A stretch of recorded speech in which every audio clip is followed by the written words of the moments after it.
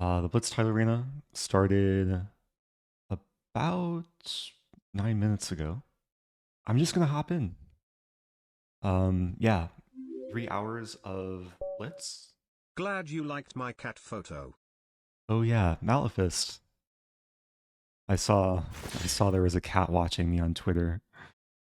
Um, I'll berserk back. Why not? Try and get a good start here.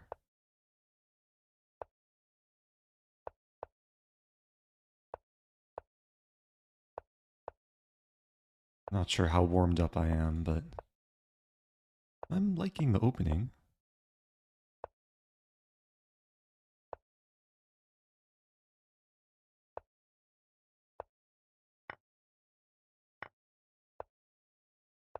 Looks pretty pleasant.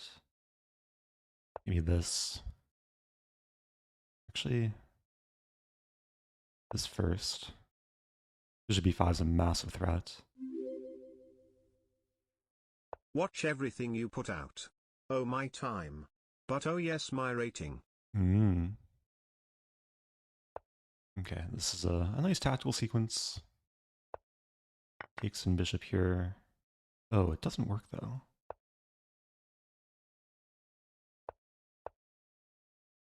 Still looking good.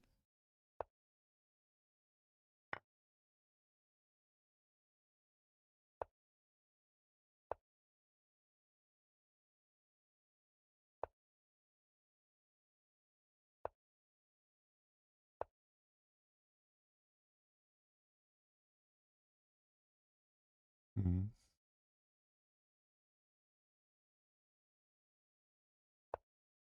Trying to keep the pressure here. Gotta watch my time.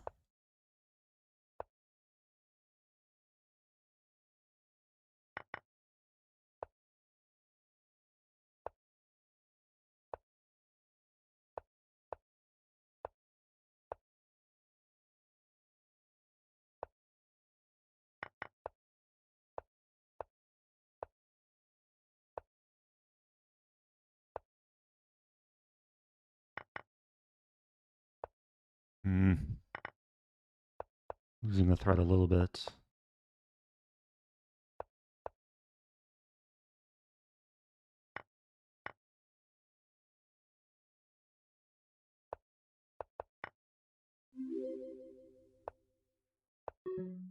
Woo.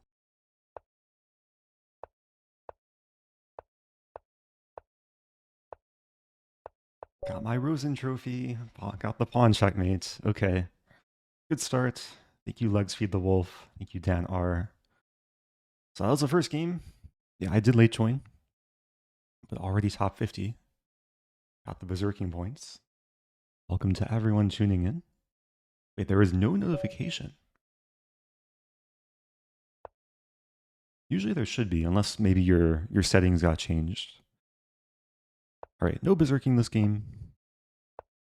Play my usual.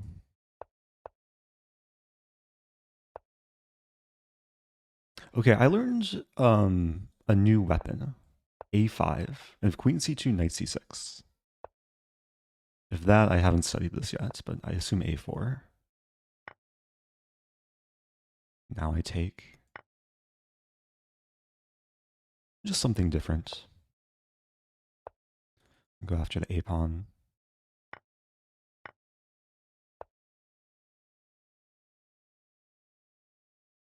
b5.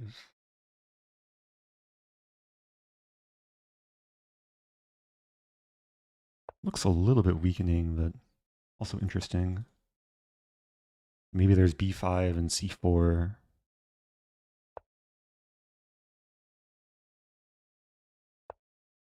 Always have to watch out for this diagonal.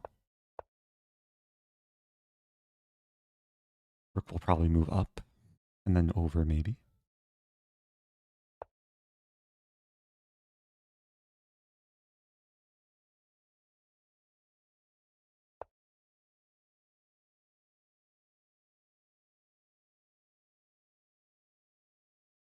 Yeah, I can't complain. 94 coming.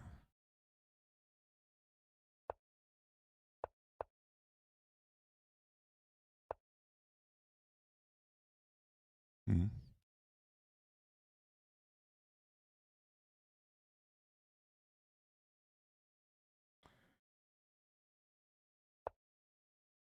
The tension.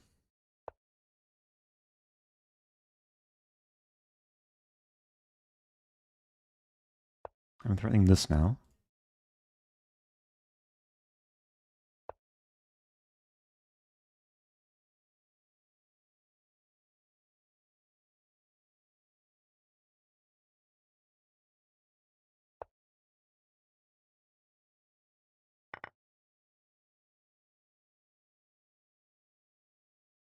So white has a bishop pair and the double fianchetto. I have c3 though. Attacking this and this. I mean, b5 is hanging. But then I take and counterattack the rook. And there's rook, maybe rook c1. That rook c1 makes sense.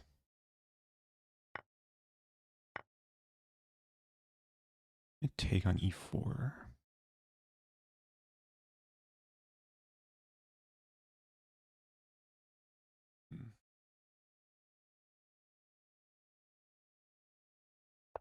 This is safer. b5 is still hanging.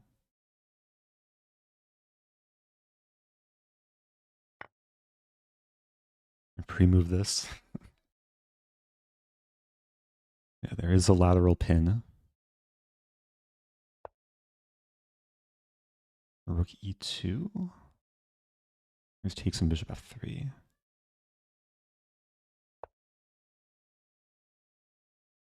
Defend the rook and the pawn.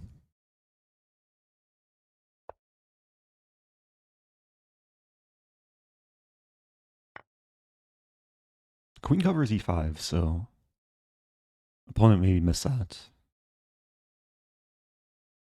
Even if e5 was possible, there's knight g4.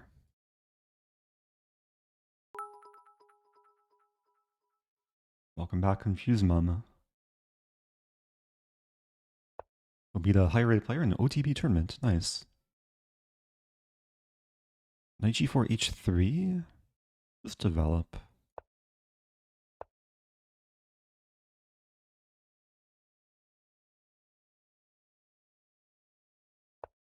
Get my pieces in play.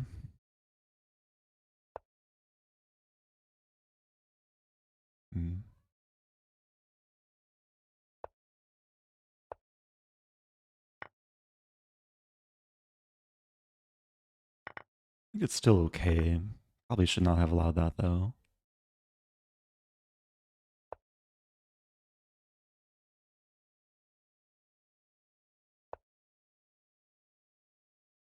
I'm actually wondering about this line. Just do this.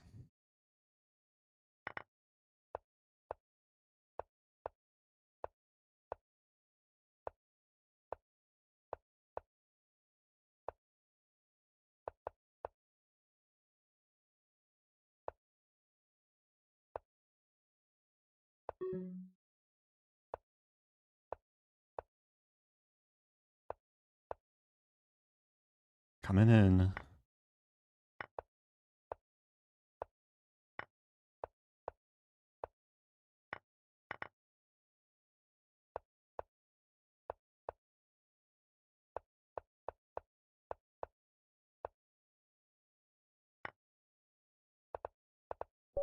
Okay.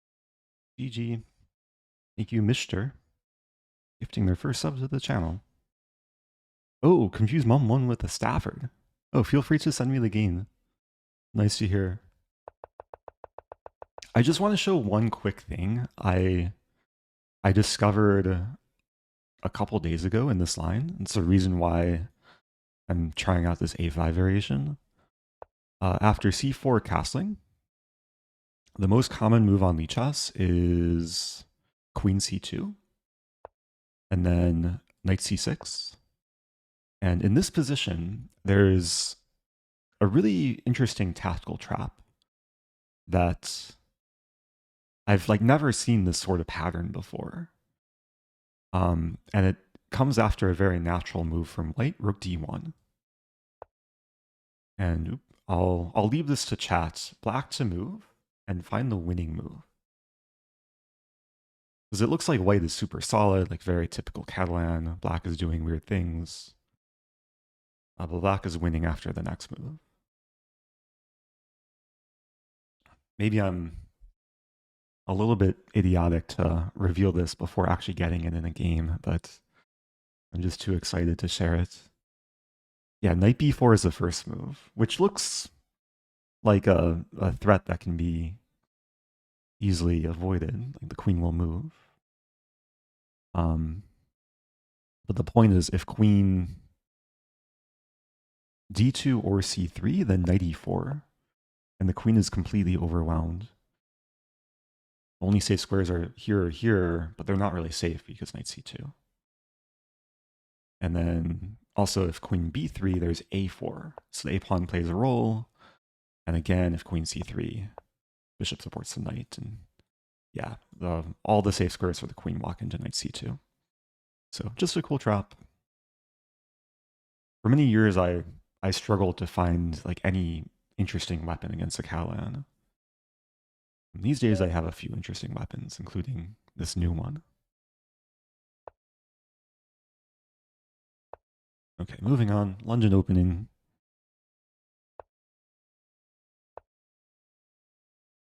So I'm 2 out of 2. I did late join, so I'll take some time to climb up.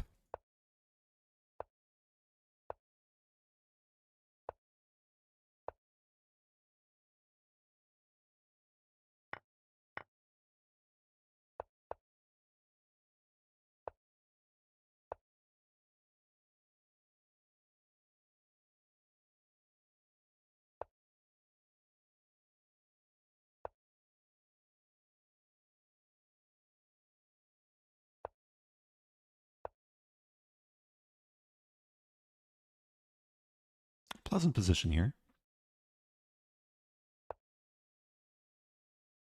Sacking on g6 is actually kind of tempting. Let's do it. Oh. I forgot about that, but I have to commit. Threaten queen h5. Not sure if I'm actually threatening discoveries. Maybe these ideas.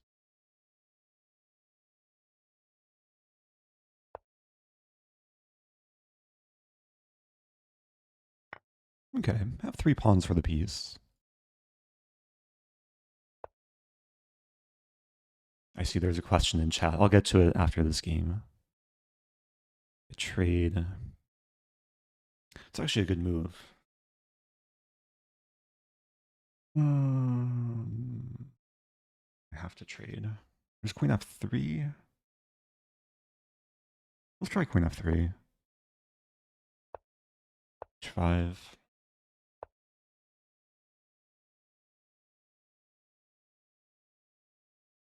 E-pawn's in trouble. The black's e-pawn is also vulnerable. That's probably no good, though. But still interesting. Like, takes, knight d3, king f1. Black doesn't go for it. Just castle. Maybe g4 coming.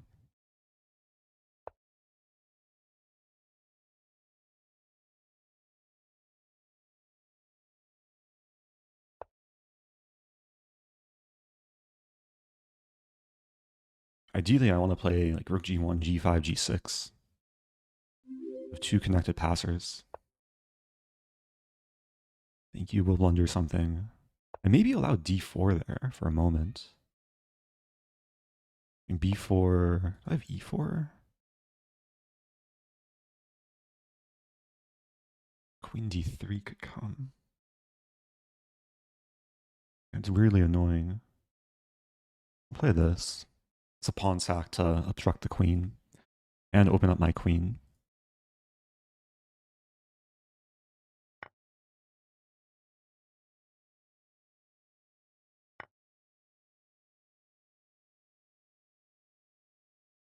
Now maybe the queen can do things on the queen side.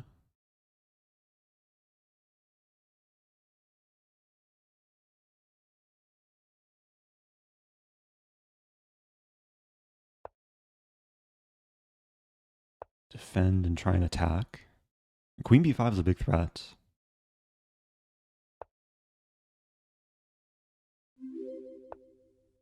Hey, thank you, Black Goose. Gifting 2.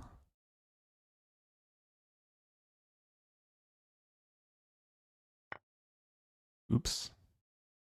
Just hang a pawn. I just hung a pawn. I'm doing fine on time. Let's stay focused.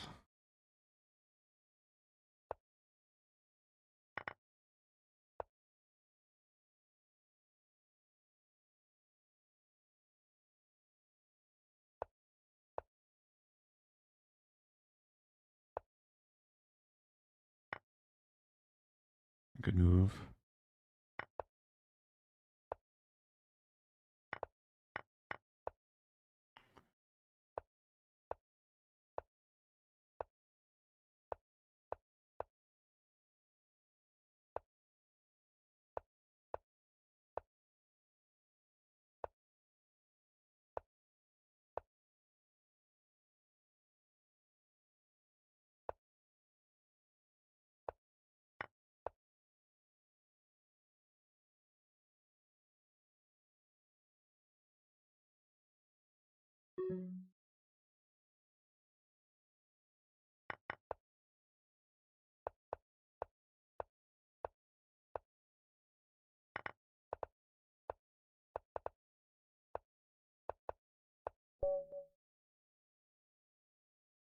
I think I was trying to pre-move this, which could have walked into mate immediately, but that was kind of close.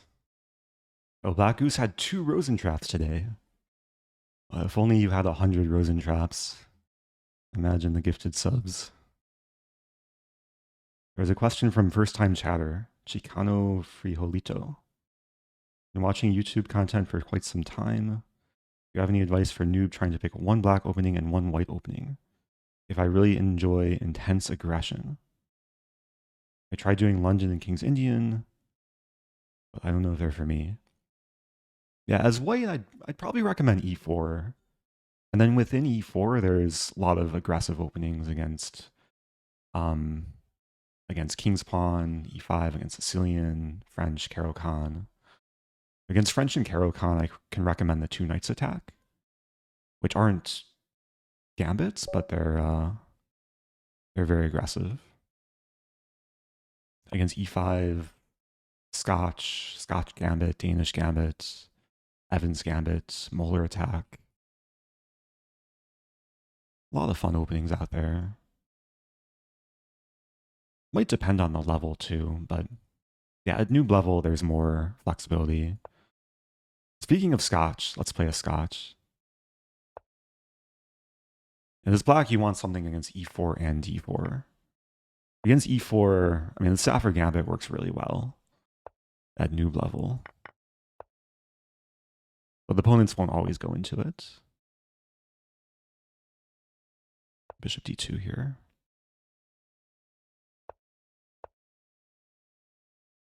So this is not the most aggressive variation of the Scotch. Although there is some aggression with queen h5. I'm down a pawn. This opposite color bishops, black's pawn structure is a little bit ruined. Queen d5, I think, is the main line. And then there's some plan of rook lifting.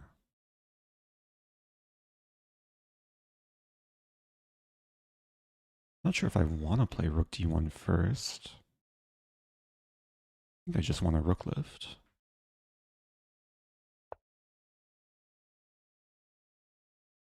Queen f4. And target c7 and make way for the h-pawn.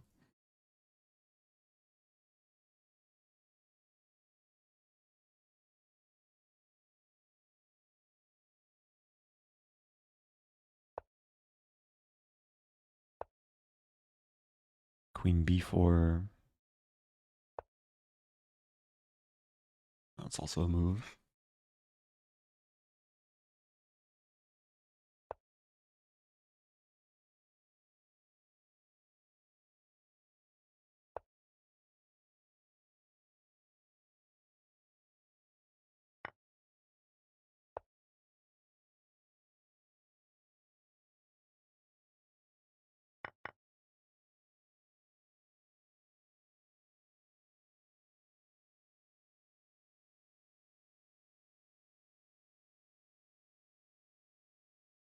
Yeah, it does look a little bit unsettling. C2 is also hanging.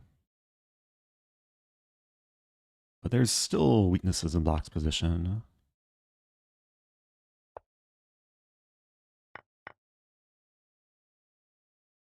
Queen A5 is really sneaky.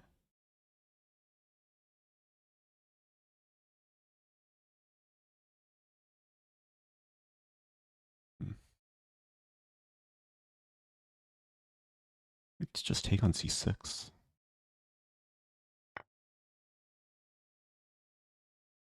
To watch out for bishop E4 ideas, but it's not possible.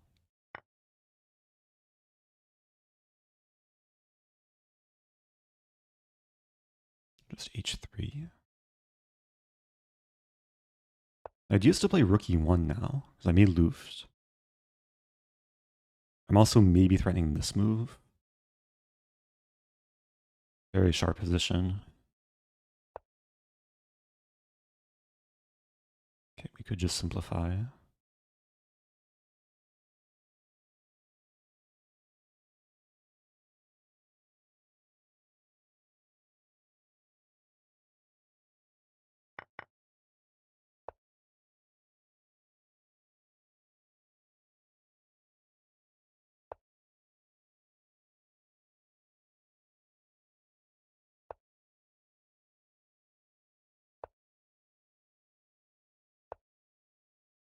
Time's not great.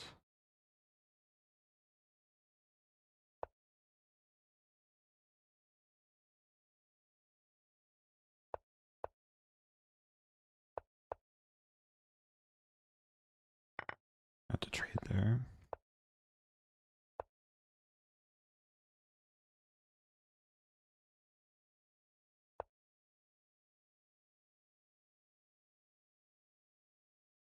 I take a draw. I probably just should. We'll play it out a little bit.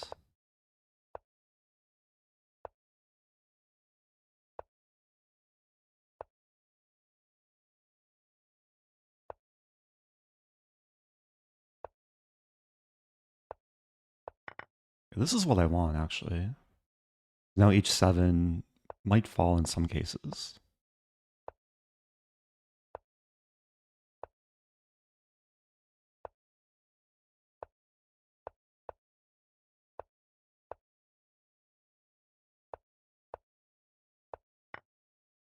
The problem is white gets this, or black gets this setup.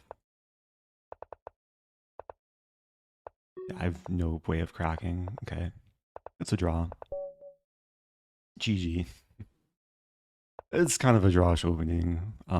I'll quickly see if there were any missed opportunities. It may have been a perfect game from both sides. Wow, 100% accuracy from both of us. GG, I guess. I don't know the last time I had 100% accuracy, because usually it's like 98 or 99. But 100 is... Someone call up, what's his name? Maybe I shouldn't say his name. Okay, let's move on. Top 50. Undefeated so far.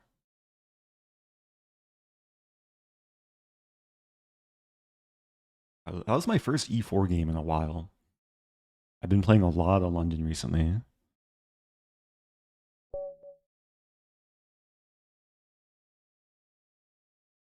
Okay. I played this opponent many times.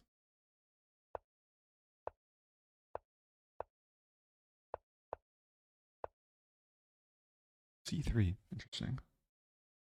Yeah, I was supposed to play knight F6 there.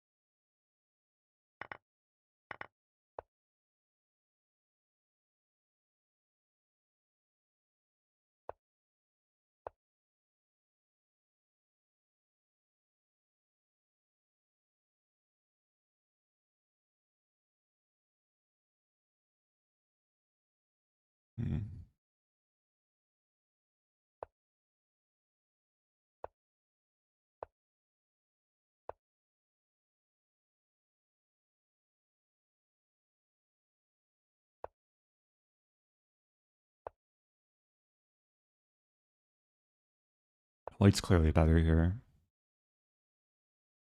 Maybe like taking rook a2. Should have considered that immediately.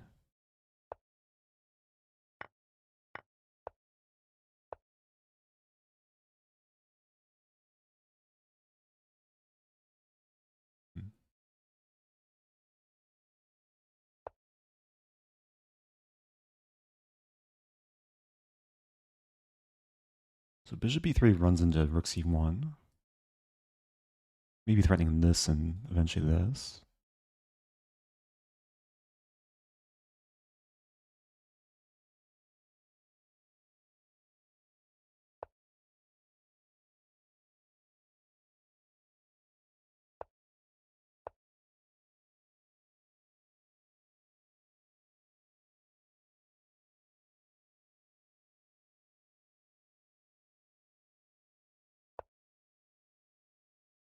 Going in. Oh, there's takes, and queen g4.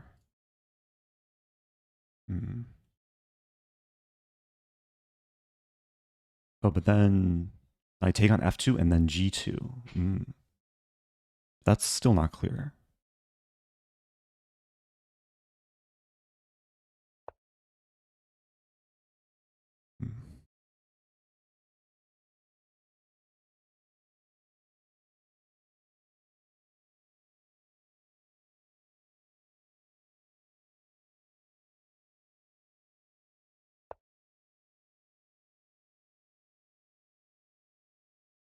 Bishop's tied down to the rook. A very confusing position.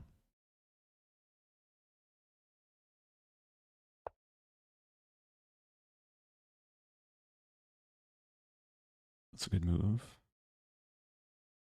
Yeah.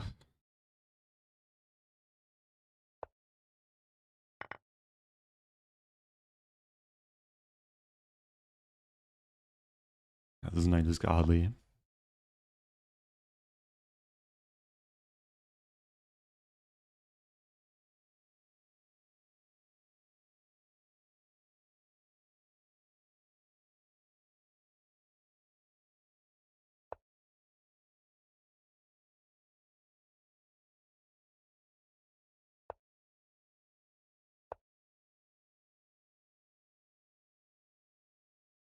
Bishop b1.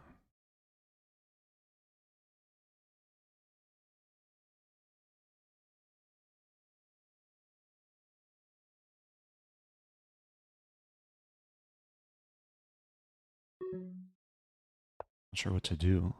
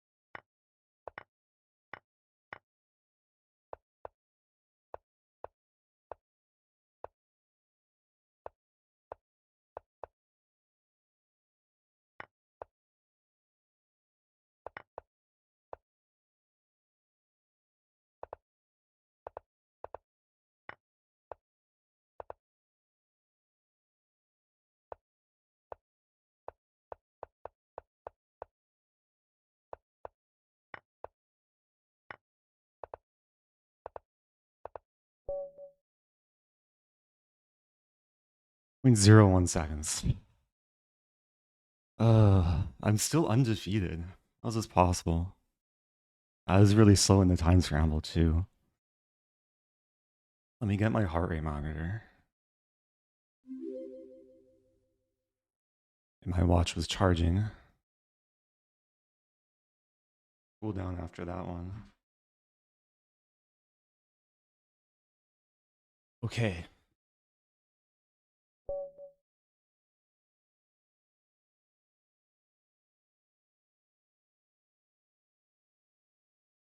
Okay. Let's play London.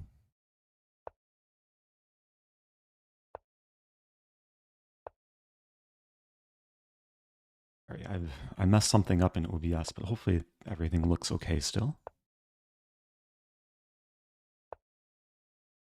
Okay, we have this line again. I had something similar earlier. Opponent playing c6.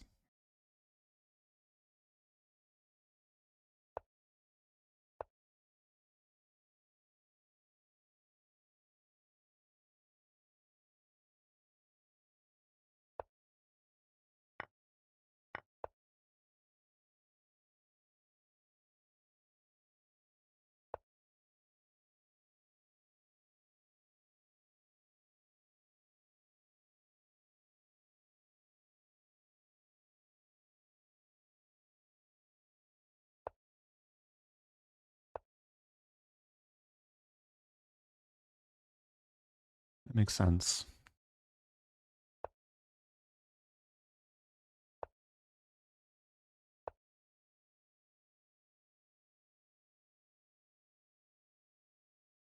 I think I just want to keep pushing the pawns. H6.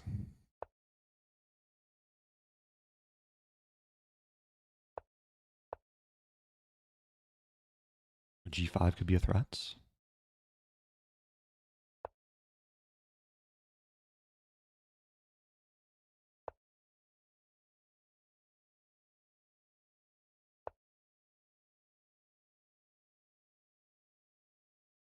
If I take the pawn, looks risky, but knight c3, take b7.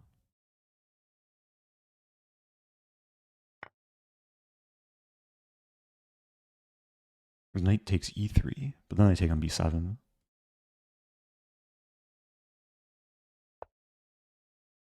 Could also take first.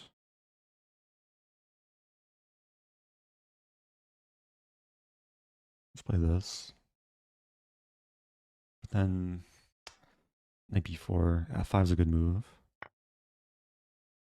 Or is it? I sack my queen?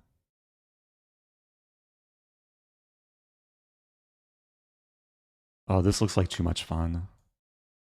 I can't resist. Oh no, my queen. And then bishop g7. And then there's this eternal pin, which is hard for black to get out of. Because I'm the only player with a light squared bishop.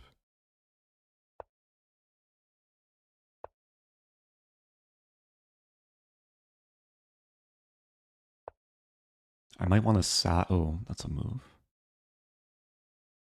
Wait, if I take? Look at this move. This brings me so much happiness. Takes, I push, takes, and then queen with mate. So I sacked a queen and now a rook. If takes, I just take, and then this should be winning. I'm up a piece now. It's a good investment.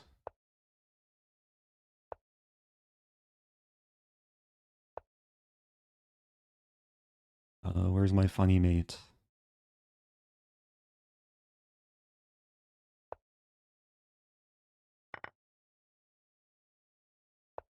If black didn't have... Let's play this.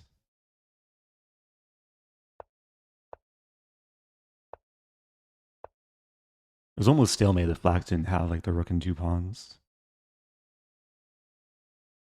Oh, it's so close to mate. This? No. Let's play this. I want to play this and then 98.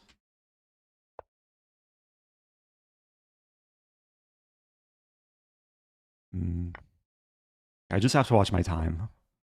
Don't want to be losing this game.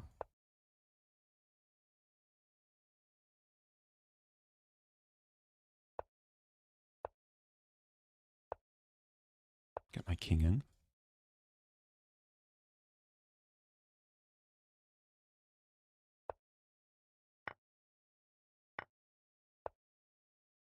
Mate.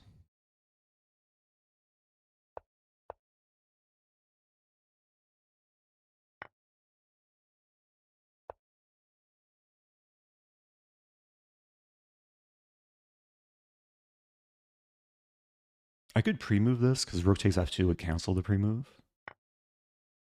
But, okay, there we go. Okay, that was really beautiful. Let's just go back to appreciate this this beauty. Is it objectively sound though? Queen takes d5. It is. Is it the best move? It is.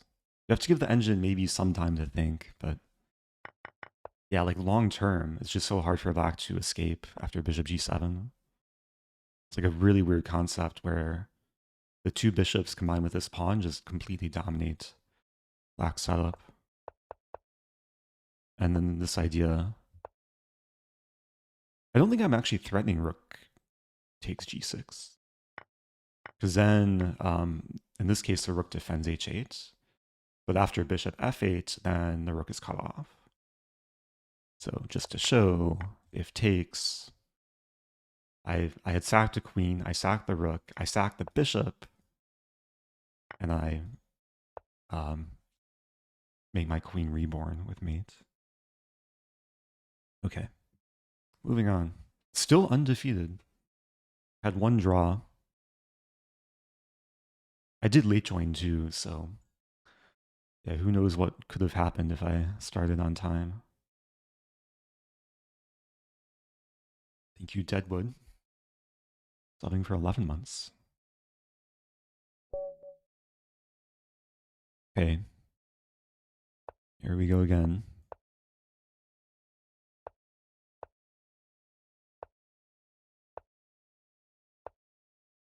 H3. Something new.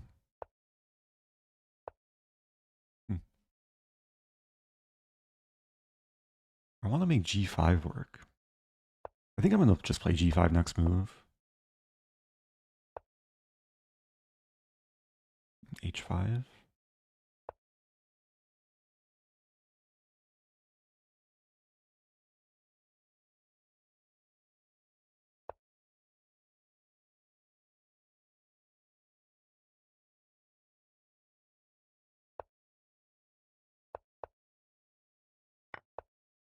So I sack a pawn. G file is now half open. G3 is a target. Where's rook e3?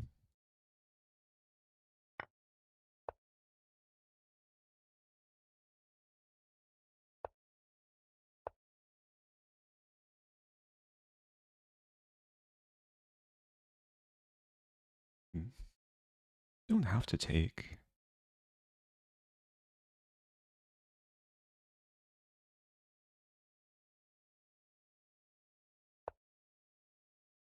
It's a weird idea, but if, okay, e7 appears to be hanging.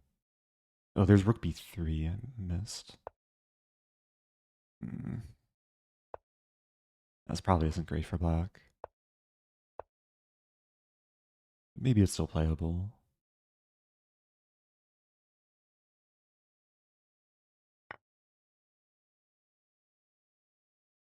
My castle. Take on e4. It's getting messy. It's getting really messy. I'm having a hard time processing this position. Like so many things are happening. The king is probably safest in the center. I could still potentially castle. 4 more months till 42. E-file is an issue.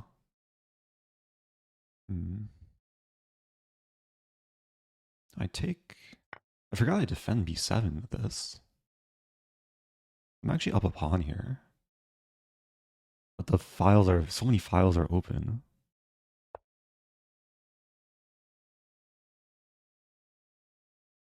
Knight e5 is coming.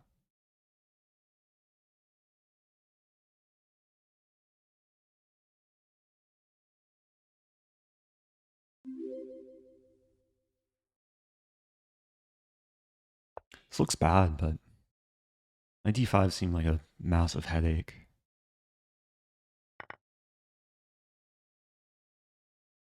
My queen defends h5. Also ties down the queen defending the rook.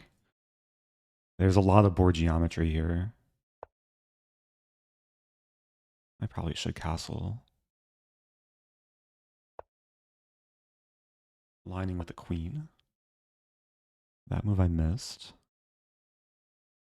I have queen d5. It's probably not great for me. I have the center still.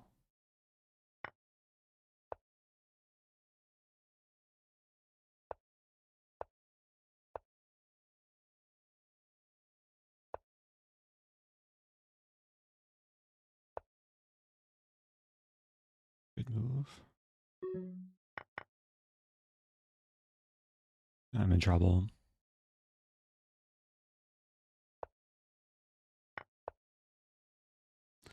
In a lot of trouble.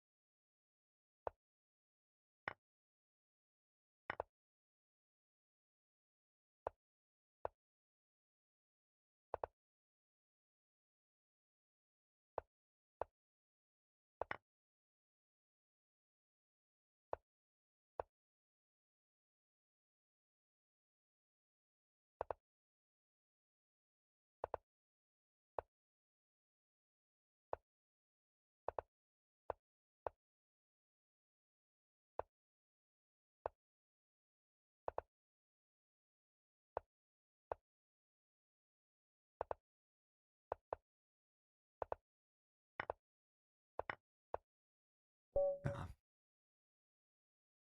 Only got low on time. That was a crazy game.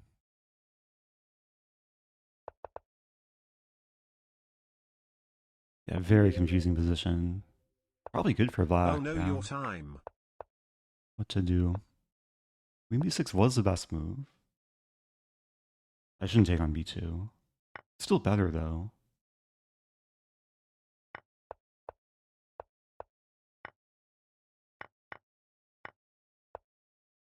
Yeah, around here it's kind of swaying in white's favor. Bishop e6 is just bad. Okay, GG.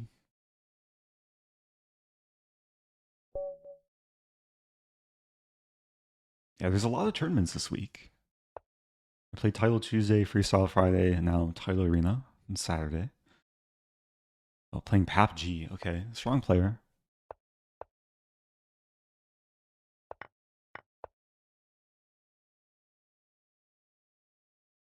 We actually have an even score on Lichess.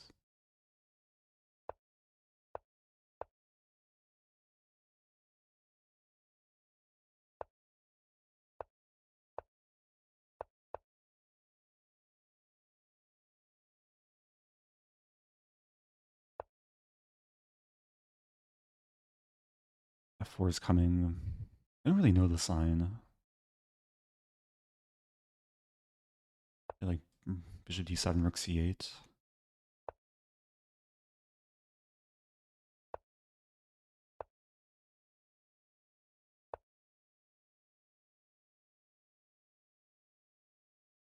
Gonna try and manage my time better compared to last game.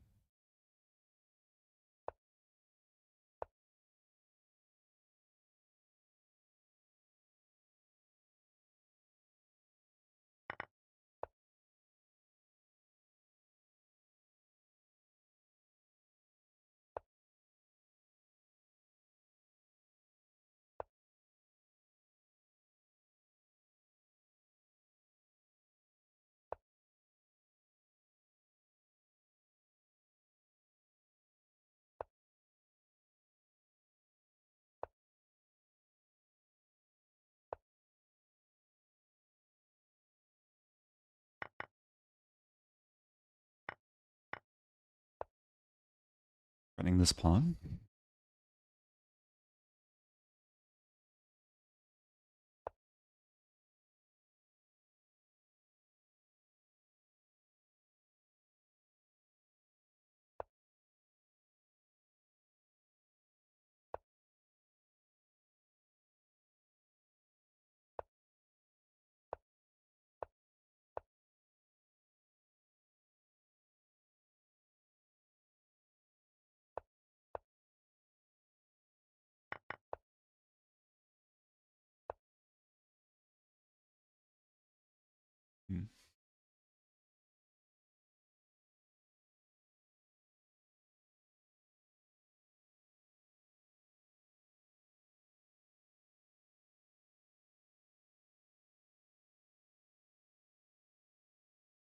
to do this.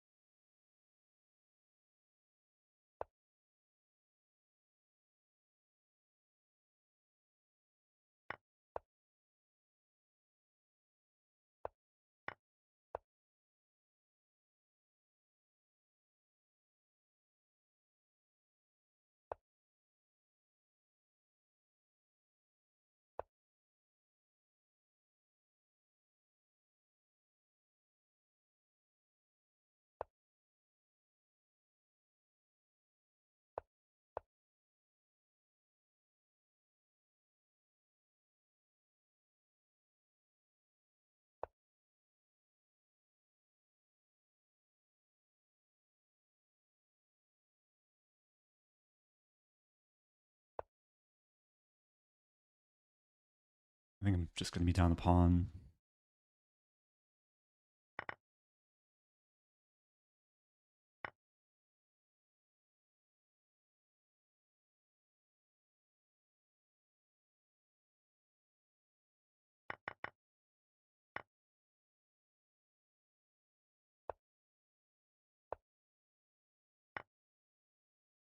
Typical endgame.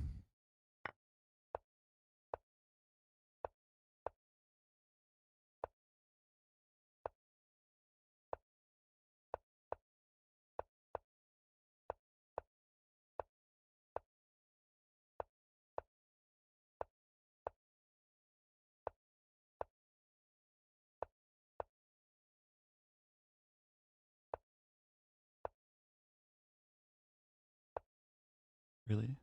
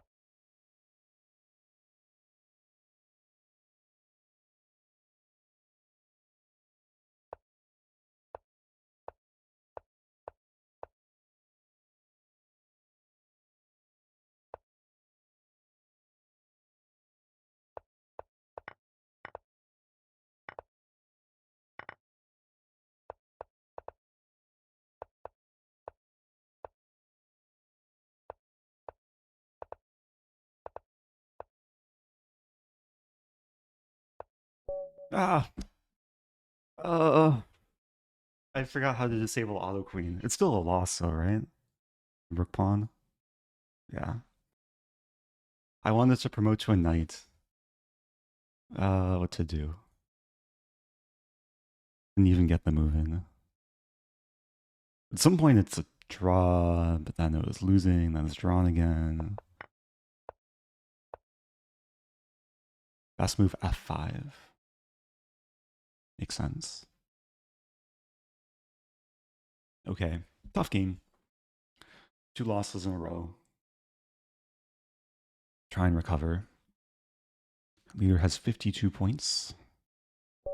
I'm pretty far away from that.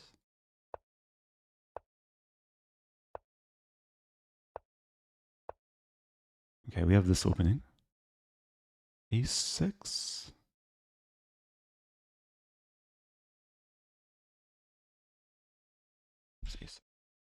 I think just e4.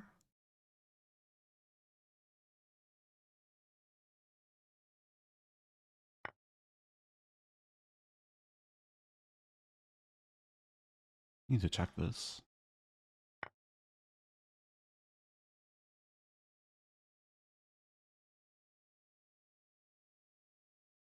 There's queen a5. Probably like queen d2.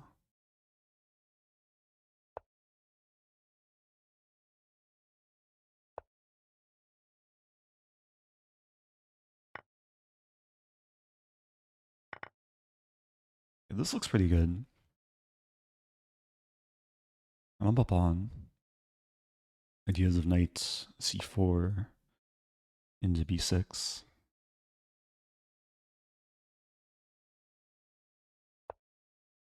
Just be solid. I probably should not have allowed that.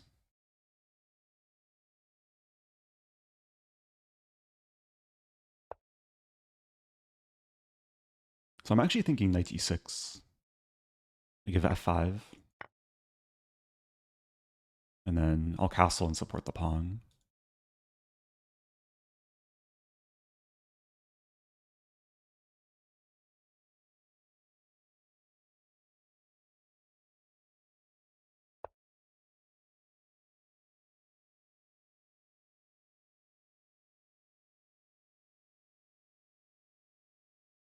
Makes sense.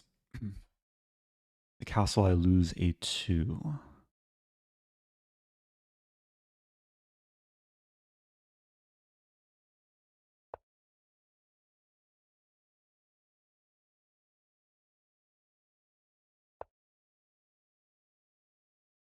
I think this is actually playable. It feels weird to move my only developed piece and not develop anything else, but there's so much value in getting rid of this bishop. If bishop d5, I play e4. The bishop has to stay defending this.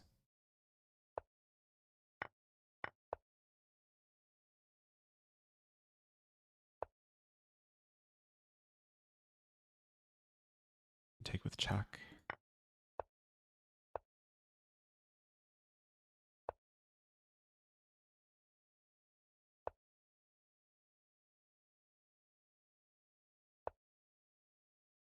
I'm up 2 pawns. This pawn might fall.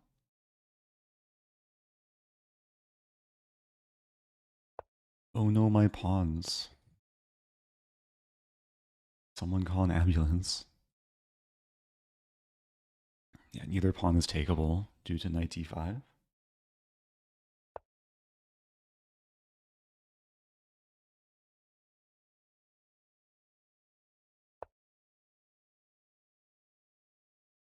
If rook d8, I play knight d5.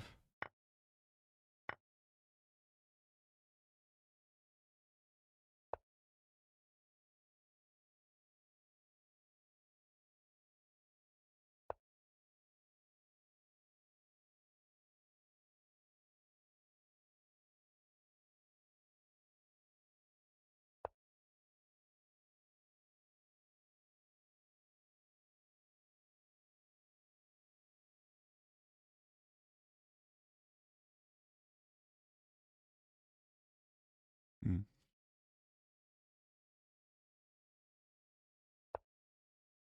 Oops. Just forgot about that. Okay, I'm threatening bishop d5. Rook f8's not a huge deal. It should still be fine.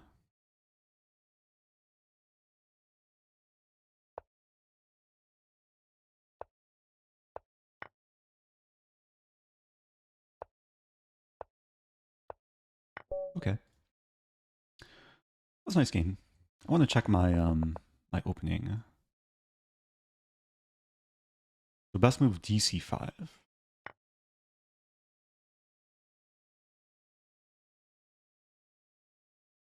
e6. Oh, then e4.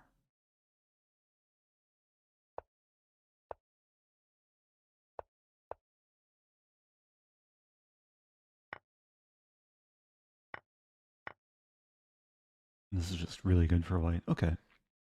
Good to know. Back on track. See if I can build a streak. Hour and 50 minutes to go. That's a long tournament. Oh, I see the link from Confused Mom. I'll check it out after. If you stay around, feel free to send it again after this tournament. Okay, this is my first time facing d4 today.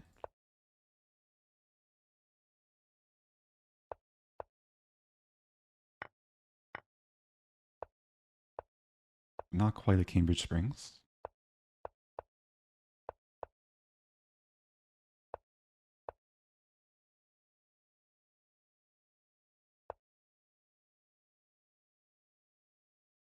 think this is just a good line for white. Like f4 coming.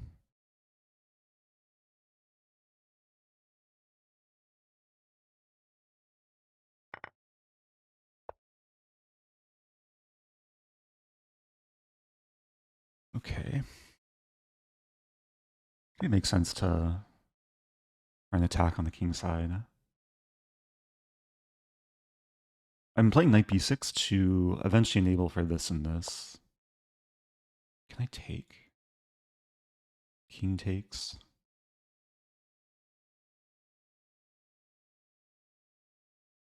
I don't think it works.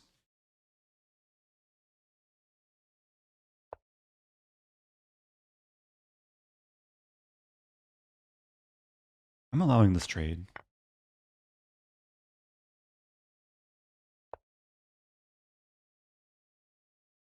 f5, e4, take, knight f4, king goes back. Feels very close. Play b5. Don't want to burn too much time.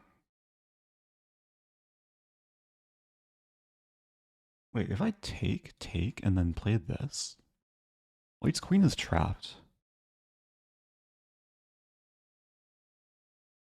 Just making sure. A weird way to trap the queen in the center of the board.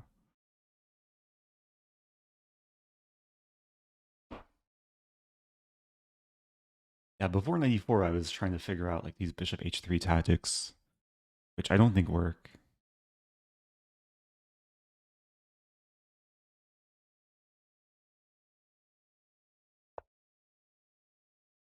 All right, let's stay focused here. Play this. Up a piece. Just have to stay awake.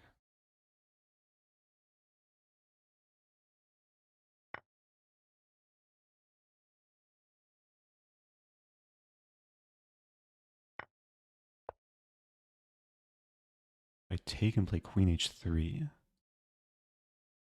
Or queen h4. That looks really good. And then knight h4 eventually.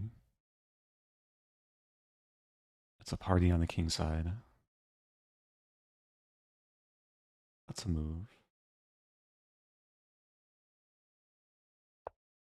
I'm threatening mate in 2.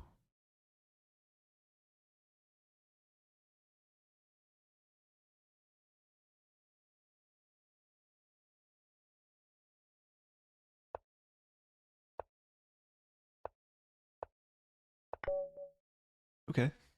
Nice game. I think white is objectively better after knight e5. Yeah, plus 0.8. Almost plus 1. Thank you, Inseti. Do you have any tips for... Do you have any visualizing tips for when looking for possible mates? I would say a lot of it is just doing a lot of exercises in different mating patterns. And over time you'll build up like an arsenal of very powerful pattern recognition. But you gotta get your reps in. Kind of like lifting weights. Like the more you do, the stronger you'll get over time.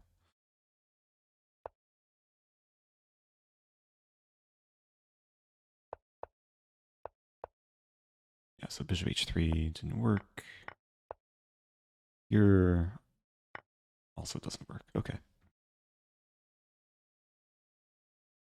Oh, why is queen takes e4 not possible? Because bishop f5 and the queen is trapped. There's no safe squares. I defend c6. Knight covers squares. Bishop covers this diagonal. Had some fun games today. Some pretty tactics. Go back on a streak. Trying to work my way towards 2600. I think there was a question earlier, why is there a big discrepancy between my Lichess and chess.com rating? They do have different scales. I think chess.com ratings are inflated at the higher levels. And then Lichess ratings are inflated at the lower levels. I'm not sure how that works. But recently I've just been playing more on chess.com because it's definitely a stronger player pool.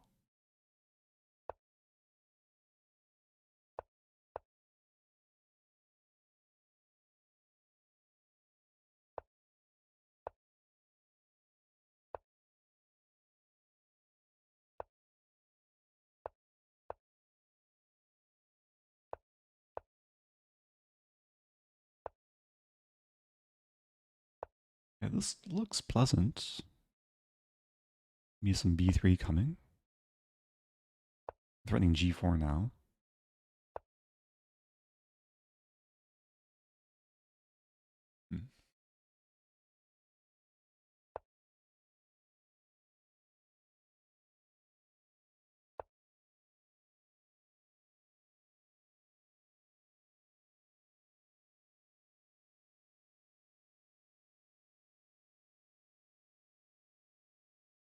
Not sure how I want to do this. G4, bishop h6.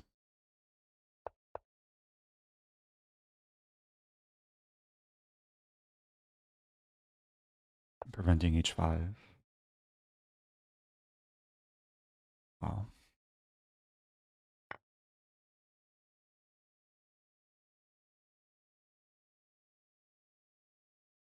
Yeah, the one annoyance is my bishop can't come to d3. I'm thinking I'll just push the h-pawn.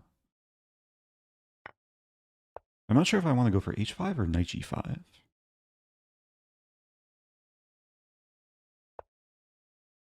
f6 makes some sense.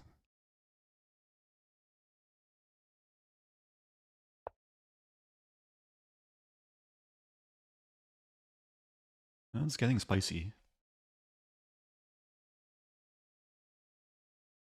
So g5. Wow. Looks really risky. Now rook g1's a threat.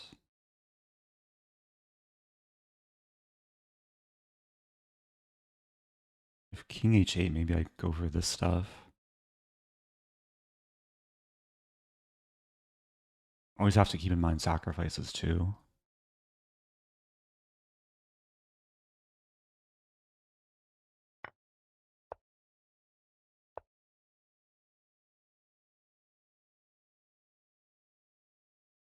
It's not over.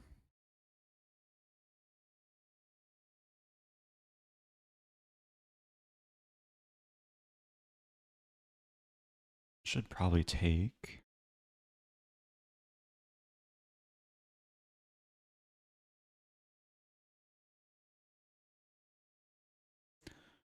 There's knight g5. Take, take. I like knight g5 because after takes, takes, I'm threatening h6 as well.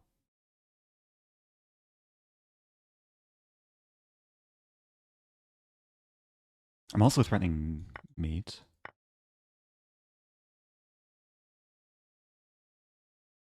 So I'm leaving black with the center pawns.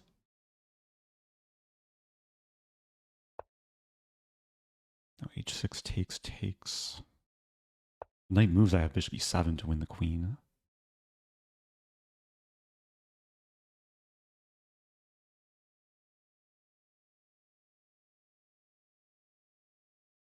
And black could maybe take and survive.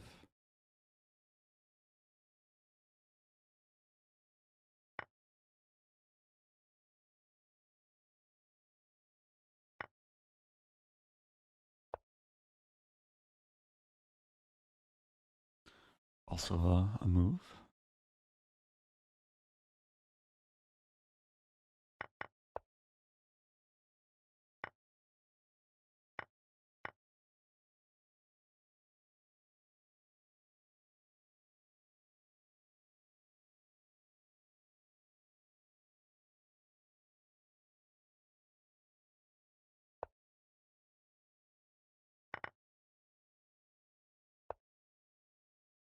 Wow, got my bishop trapped.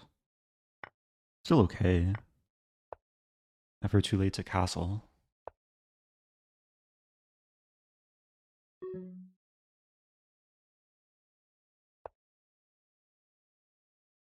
I want to get here.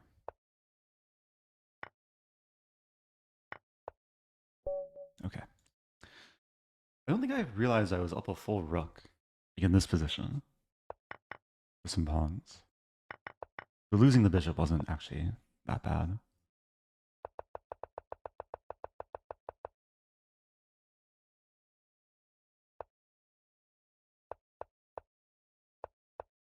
Yeah, this pleasant position still takes work. I should have considered bishop h6 first to threaten g4.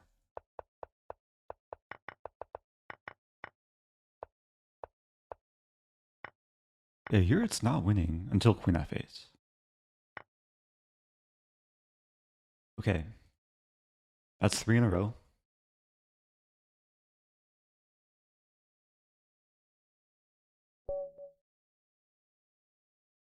Moving on.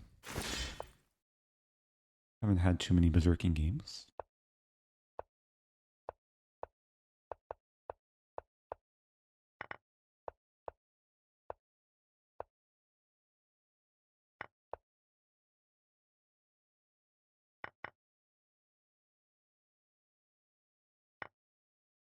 Wow.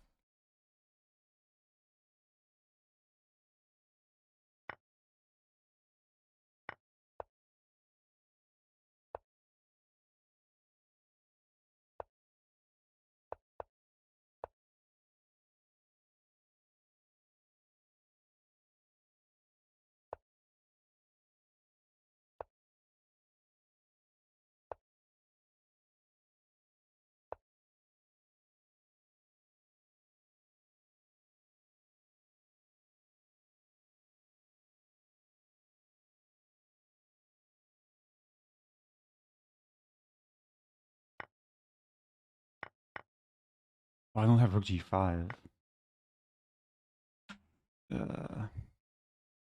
Queen d5?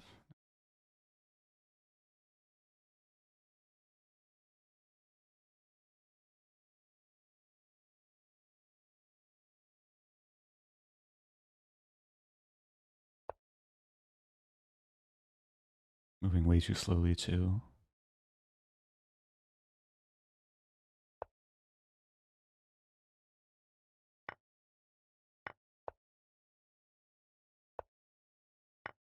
Still looking good. This F file.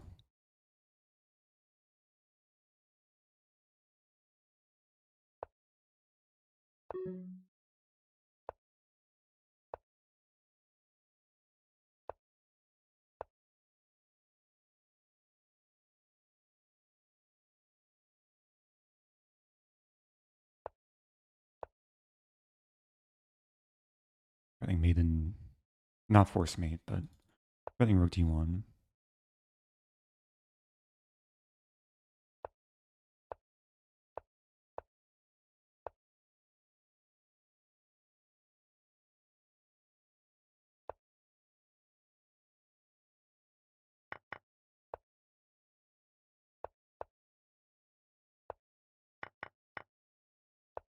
Okay.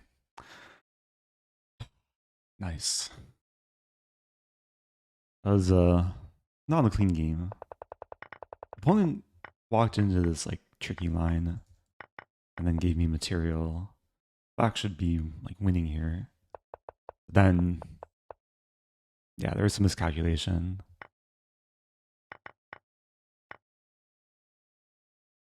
What was I thinking? I thought I have rook g5, queen takes g3, but the bishop covers this. So the problem was I was thinking from this position and didn't cross my mind that the bishop is going to be covering g5. But it worked out. Saw a lot of blunders towards the end of that game. We both made 7 blunders. I assume the accuracy score will update. It's back to 100. No, okay. 72 to 64. Oh man. Okay, moving on. I'm sure a lot of things were missed that game.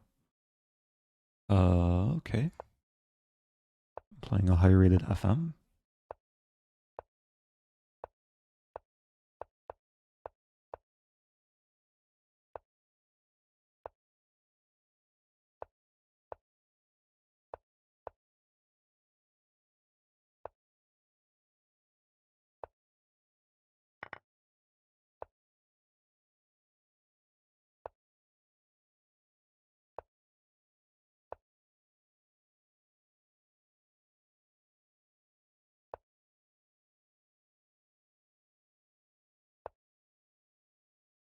So b5 I take and then play knight a5 into c6.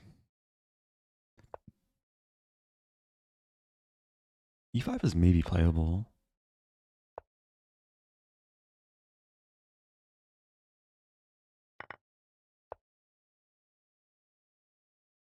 Take. Just improve my pieces.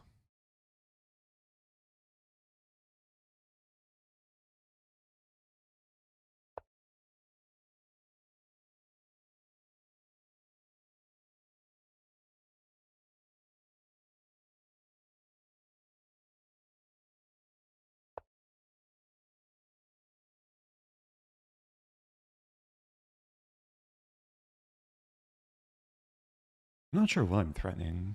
d6. Take, take.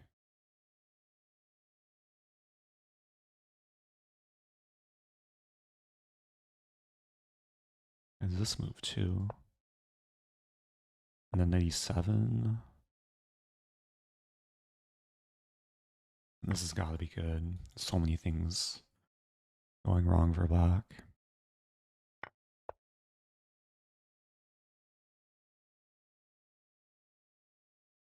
I'm not actually winning material though. Or am I?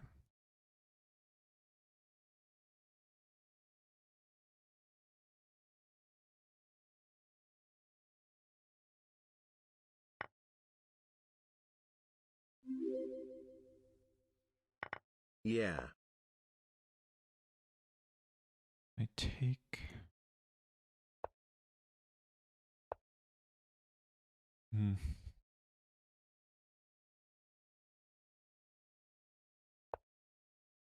It's frustrating.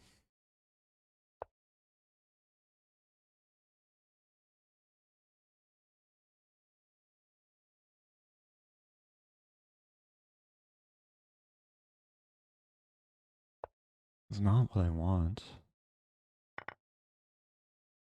It still looks good though.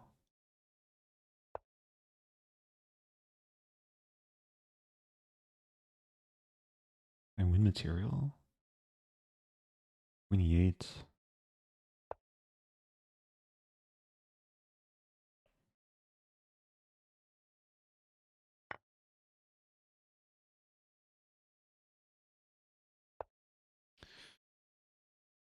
Man.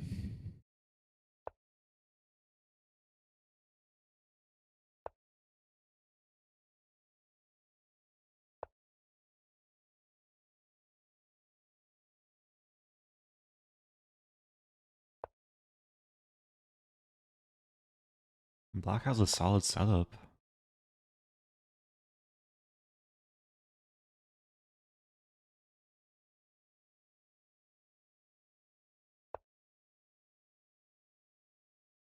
Maybe rook d6 is a threat.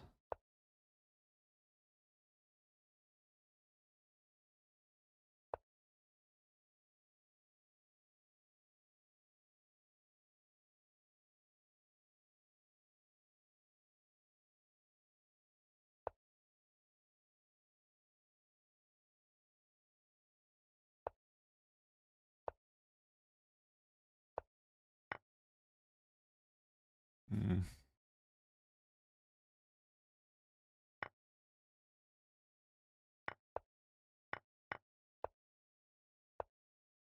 Not looking good.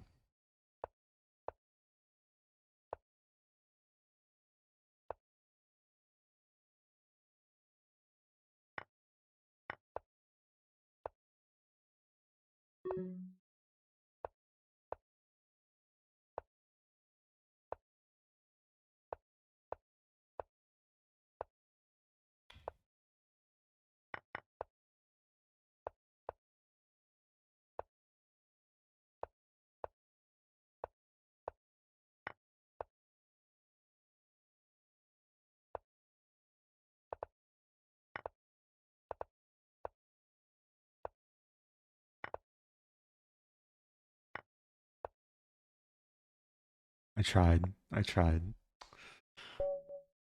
I think my opponent played this like knowing that I was going to try this. What to do. Ah, that's such a good position. Like, what I thought was a nice tactic, it was just simplifying. It should be winning somehow. You got this, Eric. Bishop h4. Yeah, it's maybe a position I should just, like, still gradually improve. Like, the best moves for, like, according to the engine are not tactics, are just improving moves. Black is, like, nearly in Zugzwang.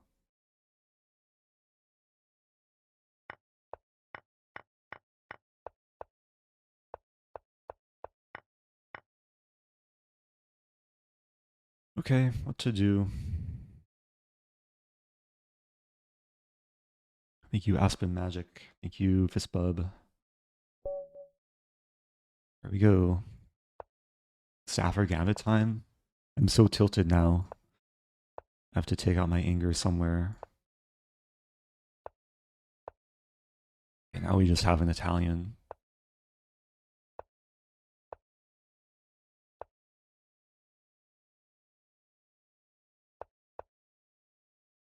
I haven't played, mainline Italian in a long time.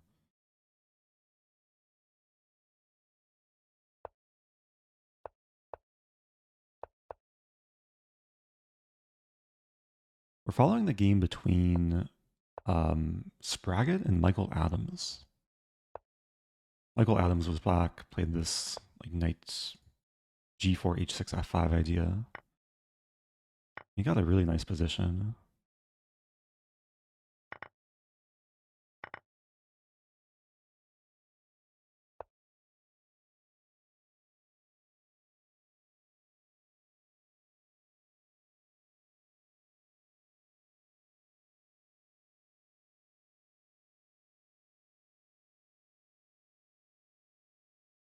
How to generate tactics.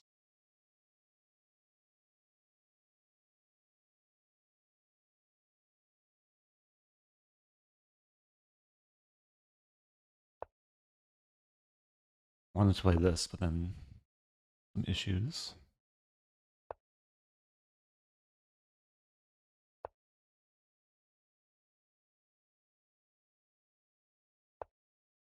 d4 might be coming. It's getting spicy.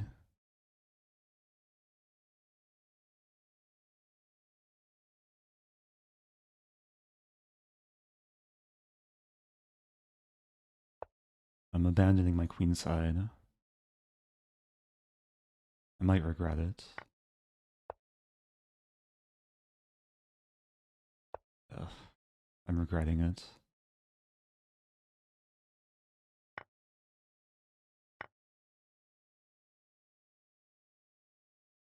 Yeah, this is pretty bad. I'm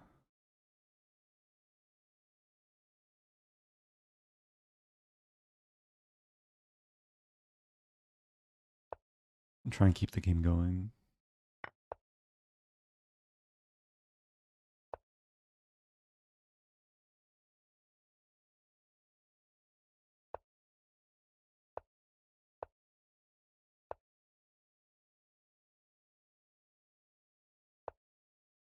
We're gonna have 3 bishop d4.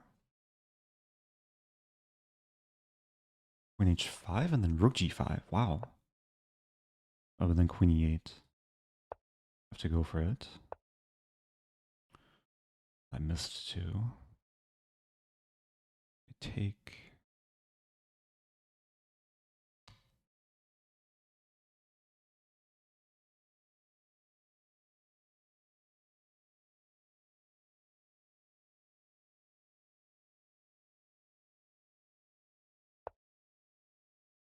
Not looking good.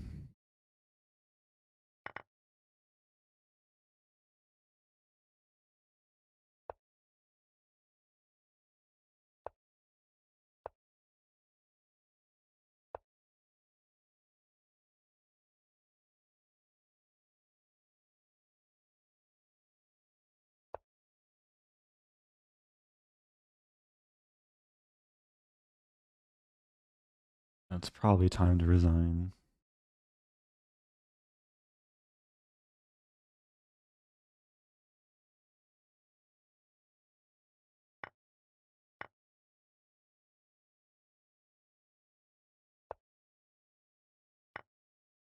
The knight's trapped, though.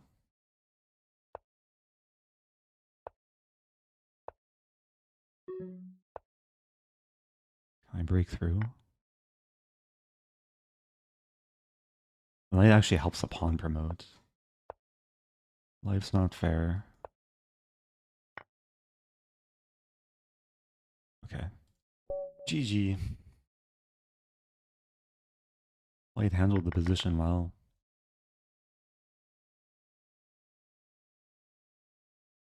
I thought this was Adam Spraggett. Ah, it's slightly different because the bishop was on b3 in that game. So I think it was this position. Yeah, Adam Spraggett is like the model game. This game...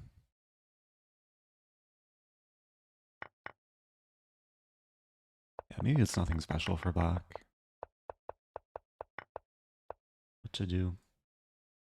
Moving on. Okay, 2 losses in a row. I'll try and rebuild the streak. Hour and 20 minutes.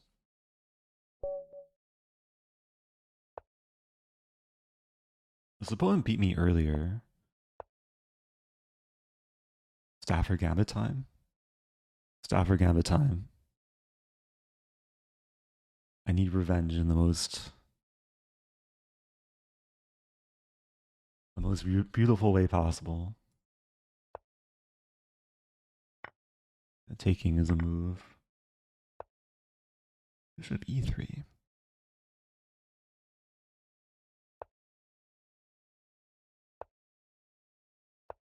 Okay, I'm getting a game. It's not like a true Stafford Gambit, but it's something. I'm gonna oh, just blunder.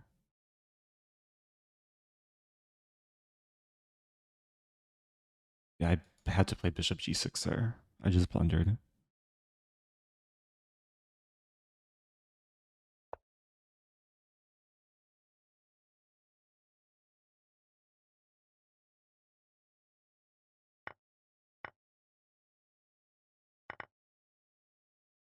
Okay, now it's a true gambit. I have to treat the blunders as a gambit. Do I have any compensation? Maybe. Like bishop e2, bishop h3, rook f2, and then e3. Queen d2 is probably accurate.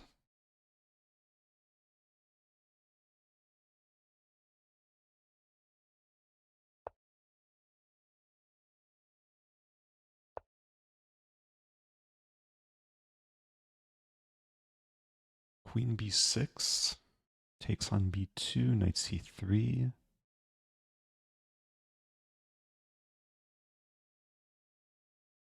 I should probably just castle.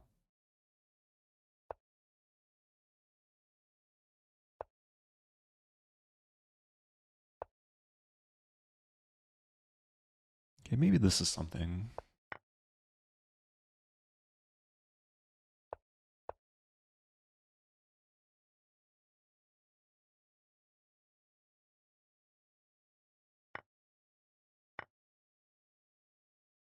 F7's a target.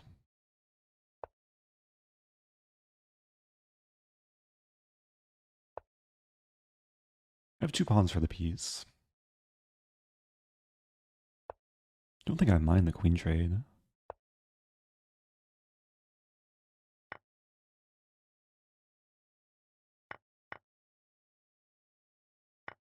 The more pawns that are traded, the harder it is for white to win such an endgame.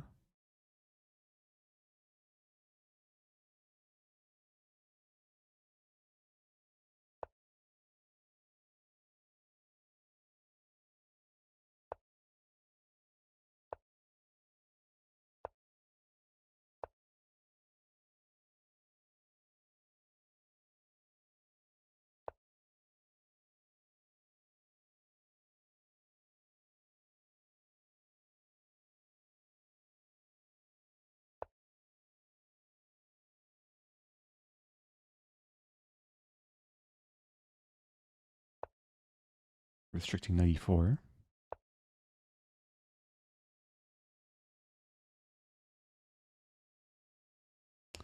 That's annoying.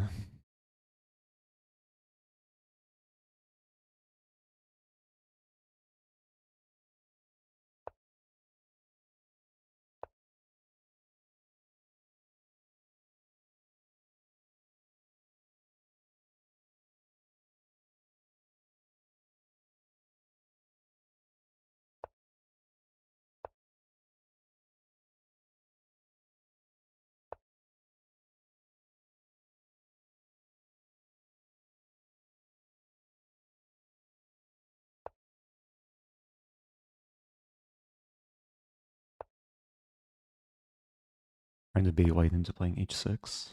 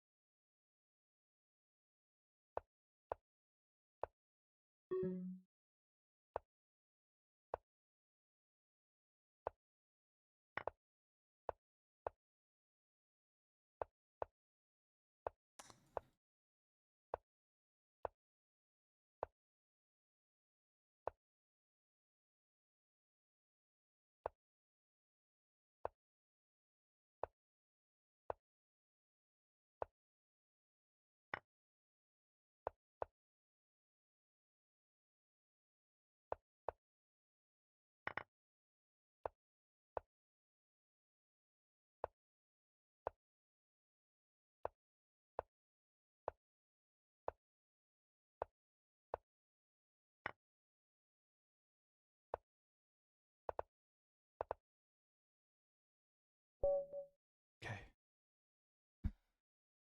I didn't deserve to win that, but somehow it worked out.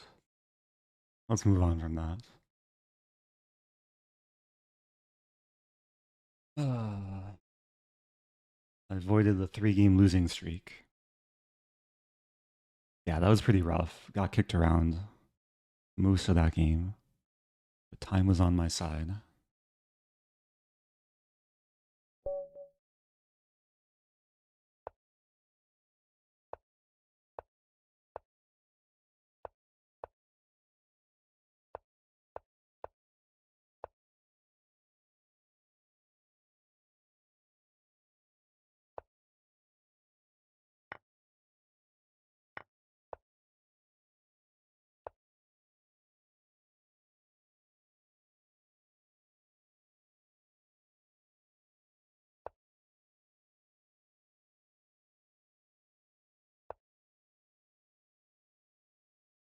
There's queen d6. And king f2. I think I have to play king f2.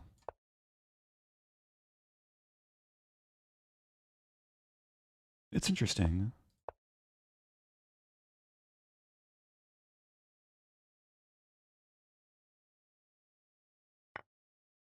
Wow.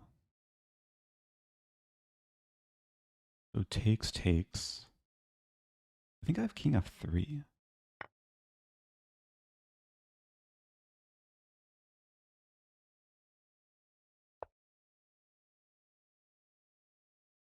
Happening here.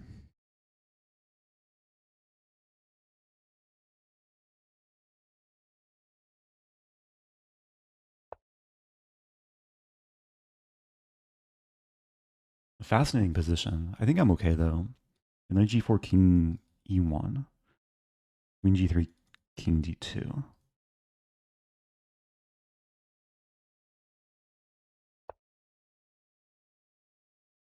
Oh, that move I forgot about. Is it a draw?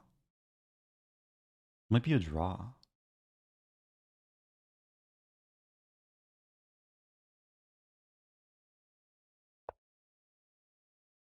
I mean, if I play here, I get mated. Draw.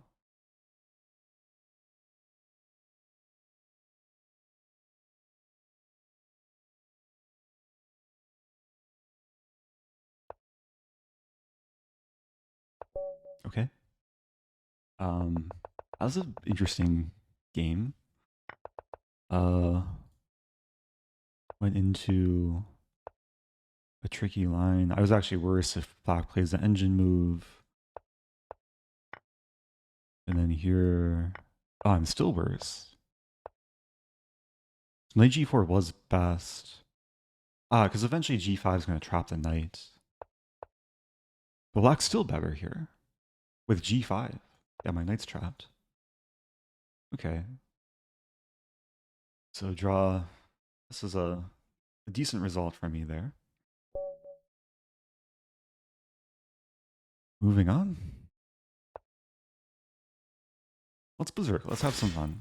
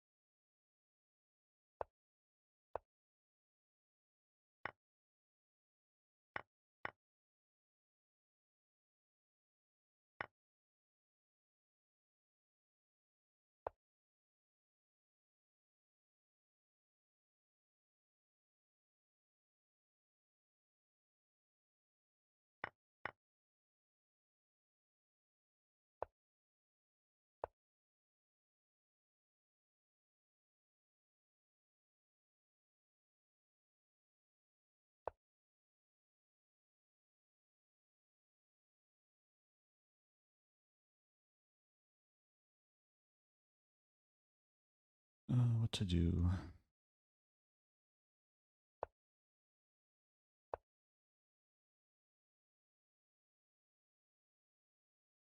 I take.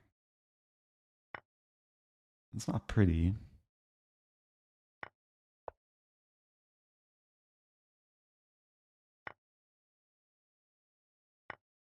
Yeah, we're just simplifying.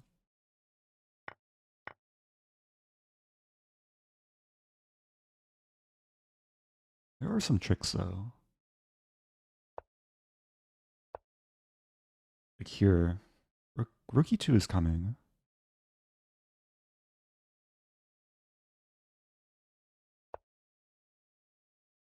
Hmm.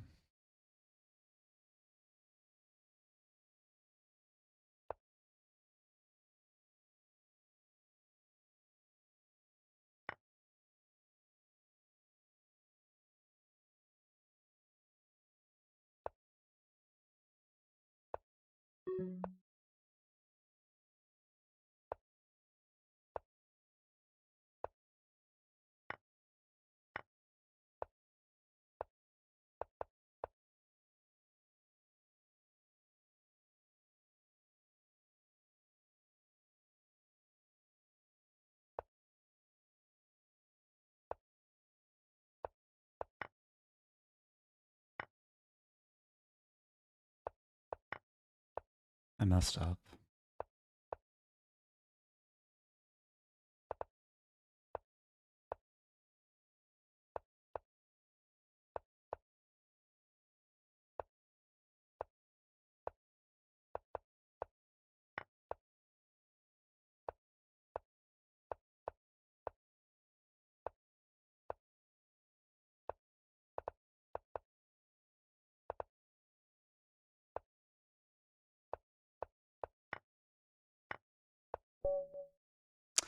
what to do.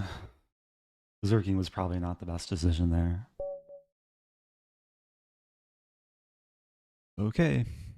Playing Barbish something something. Go back to London. No berserking.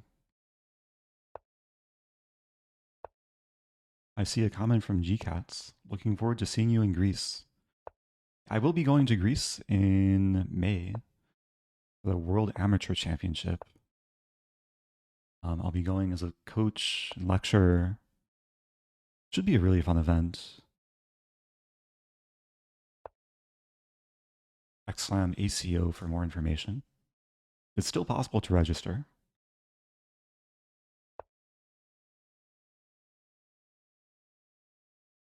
E5. I think F3 is a move.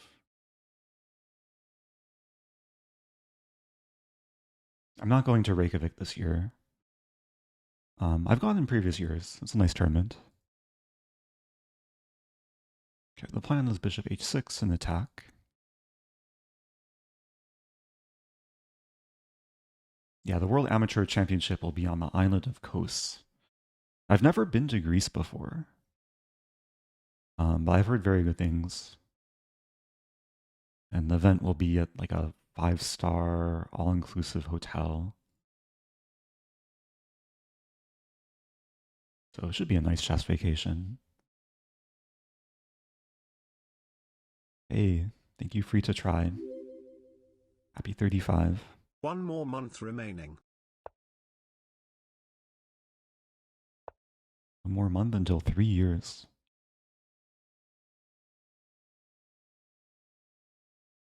So the World Amateur Championship is restricted to players below the rating of 2400 FIDE, which I assume is most people watching. I think there's an age restriction too. I'm pretty sure you have to be 18 or over, which maybe makes the event more attractive for adults.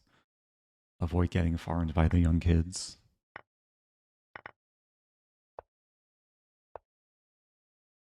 And there are 7 different rating sections, so there's a section for like complete beginners who have never played a tournament before.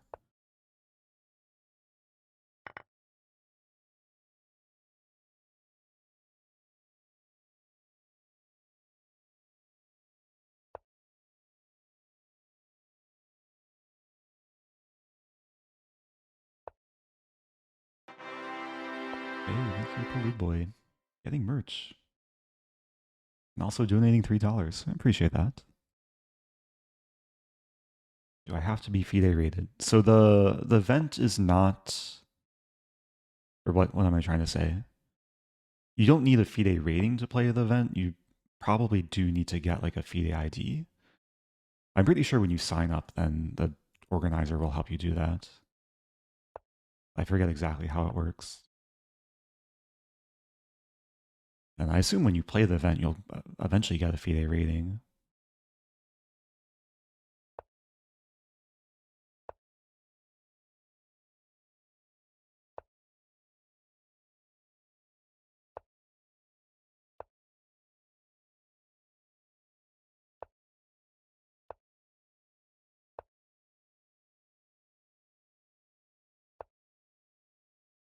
I'm doing well on time. And black is solidified.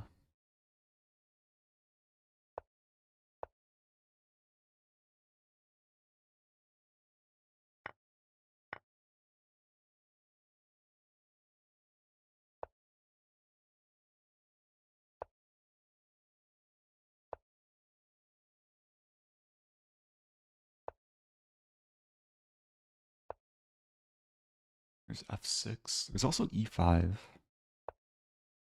Got my pawn breaks. D pawn is pinned.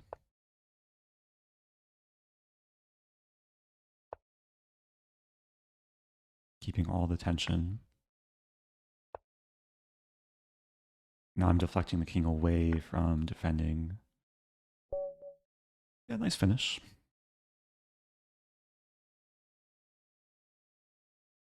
What if I had a FIDE rating 40 years ago but no longer remember what it was?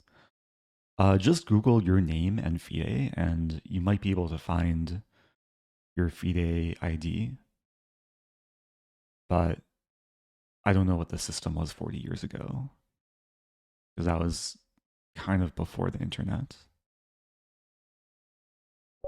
So you might have to just start from scratch. Berserk.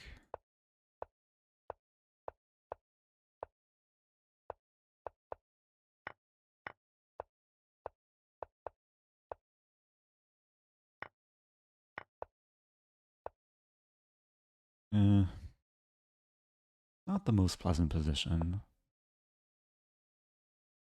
but maybe something I can work with.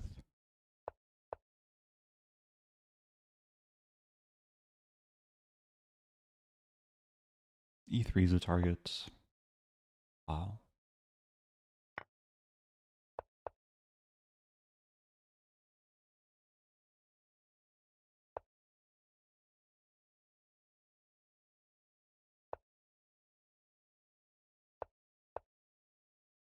I'm going for the attack.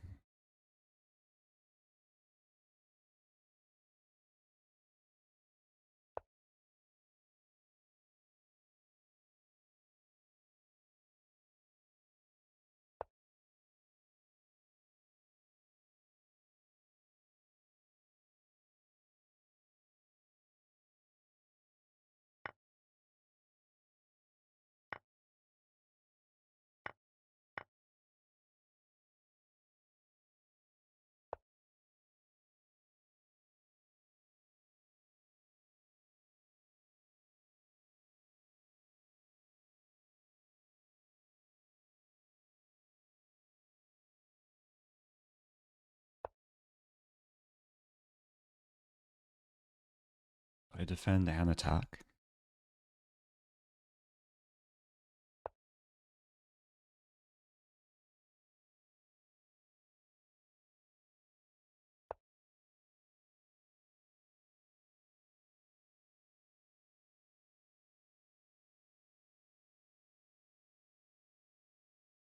Yeah, white's kind of stuck.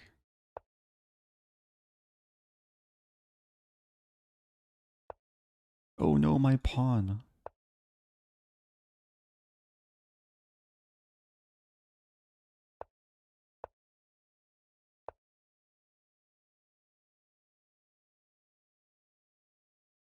Yeah, white's still stuck.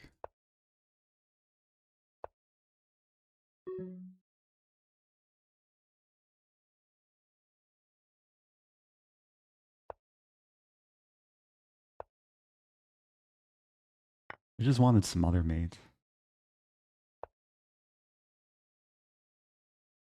Oh no, my queen.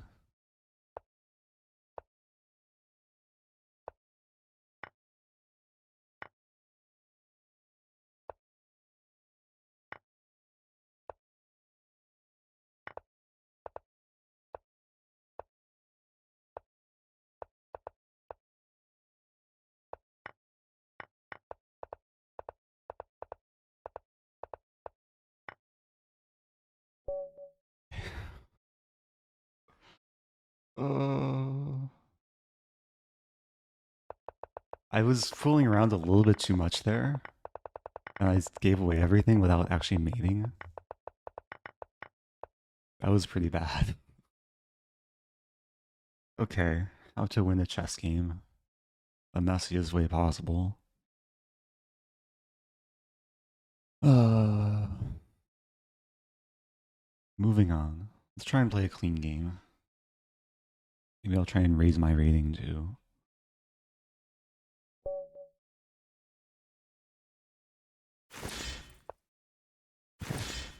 Stafford Gambit time.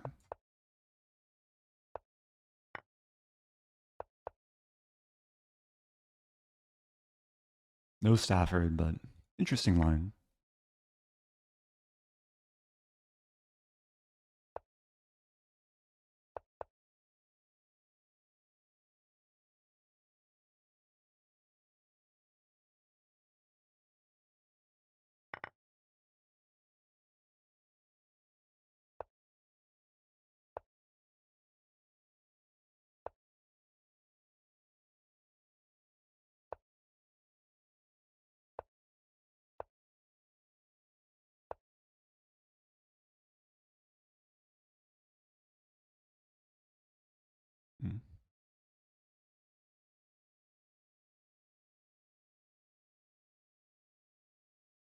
Have to be careful here.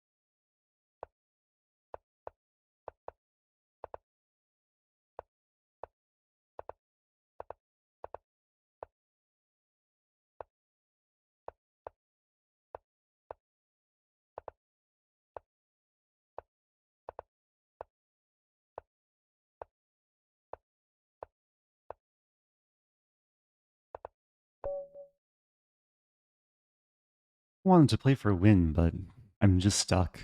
Like, it's hard to avoid the repetition. GG. Was very passive that game. I had a good amount of draws. Or a bad amount of draws, I don't know. 52 minutes left and some change. I'm 62nd place. Top 50 is usually a decent showing.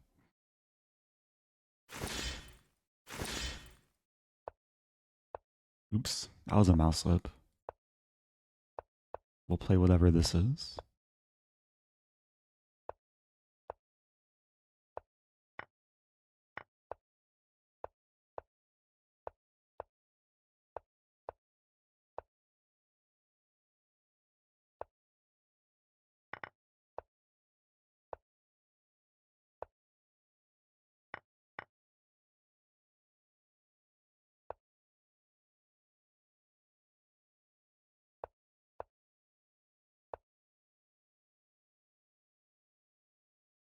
E6 is a bit vulnerable.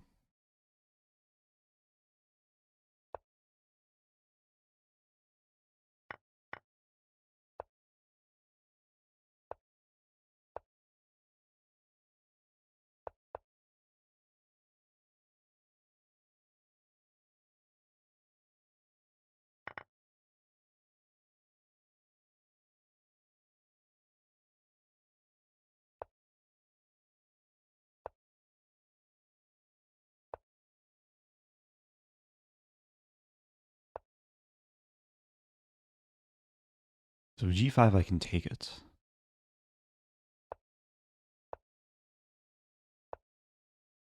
Now I can't.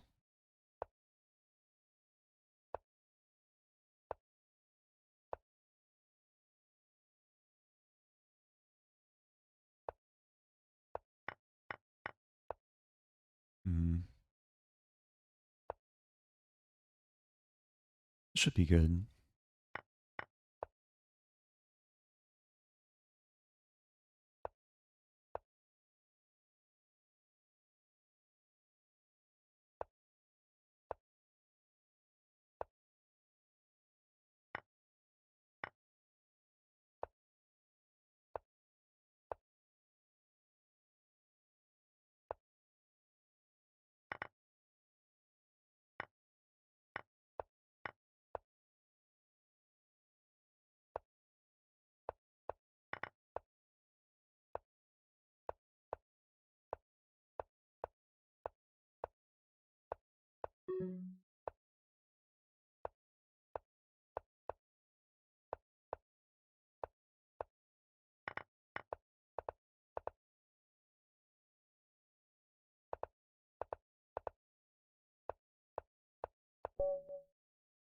Okay. Oh, it's a lot of chess. A lot of chess. Good luck, Eric. Thank Thanks you. for all the content. Thank you, Tanaran. I appreciate all the good vibes, energy. Here we go again. I'll try and make a push for 2600. Maybe that's my end goal for today.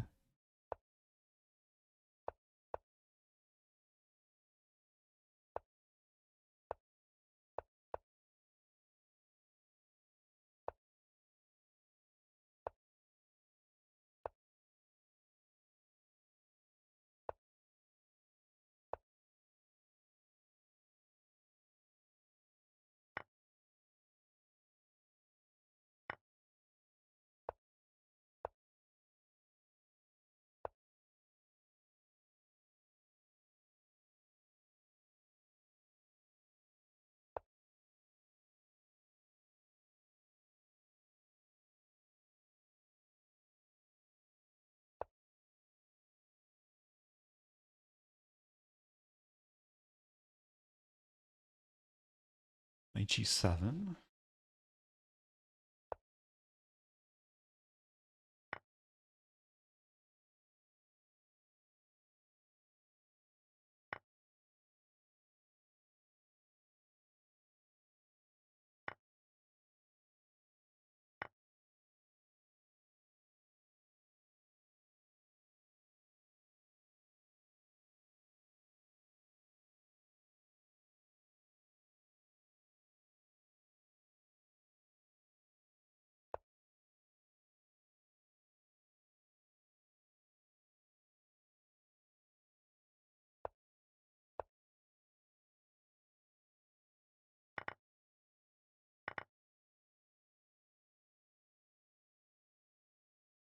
Yeah, the big problem for black is the rook stuck.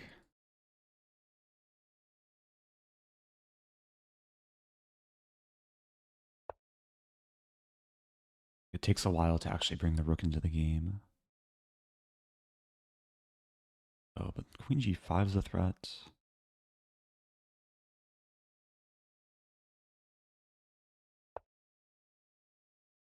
It's still sharp.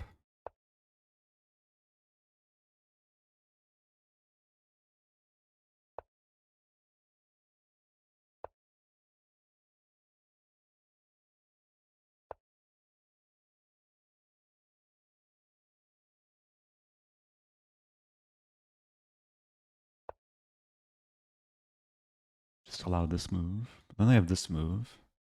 Defending and attacking.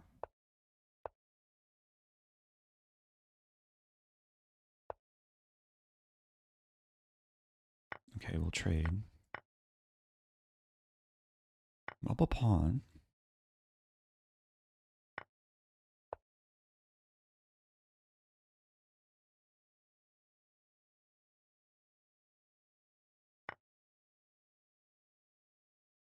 Looks risky. Knight a4, king b3.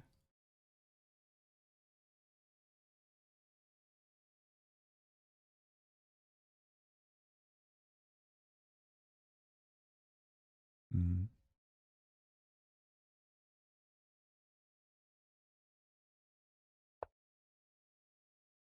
If takes, I play rook d7.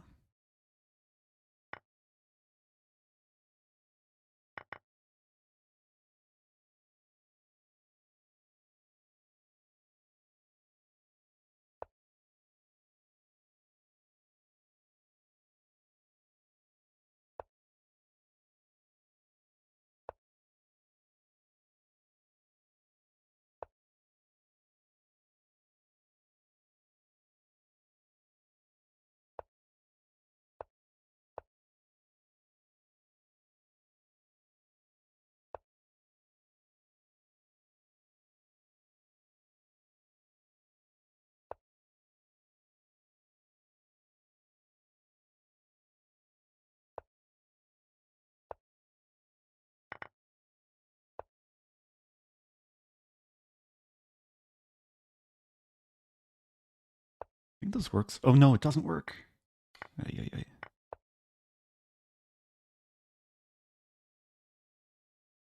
That should just be a draw.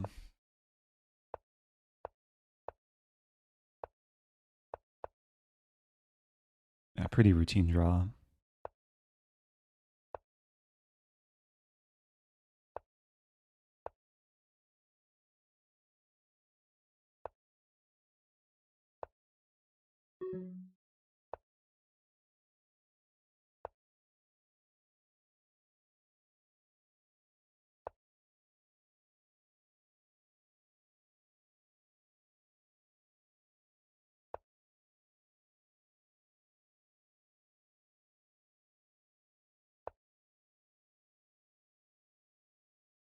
There's a trap, actually. Opponent fell into it, too. Now it's winning.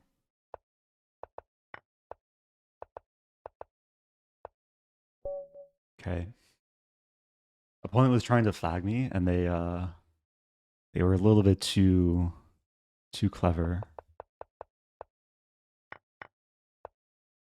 Yeah, because of queens, well, as we saw in the game. Yeah. Okay. I'll take that one. The rating is rising. I think as we get closer to the end of the tournament, there's going to be more moments like that of self-destruction, brain freezes.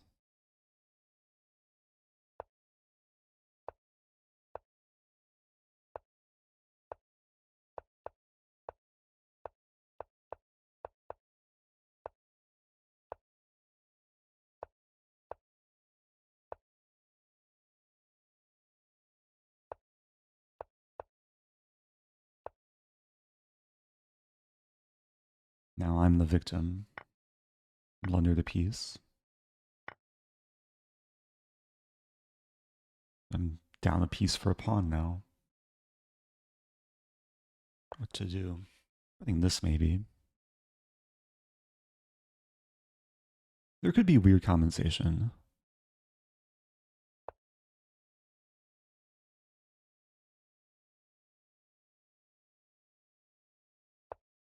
I'm sacking this pawn to get the diagonal. I think piece activity is more important. If white doesn't take, then maybe a3 will come.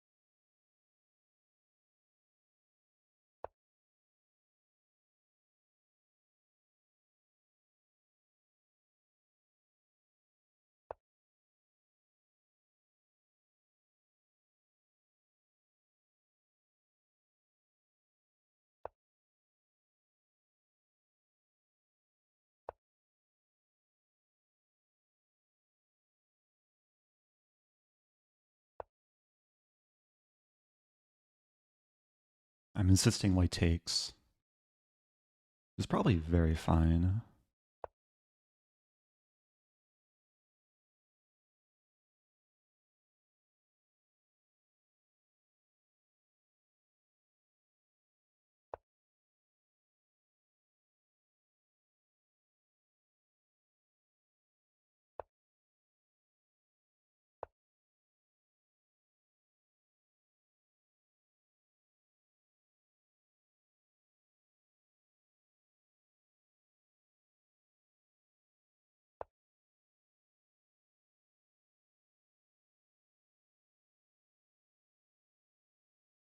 F5.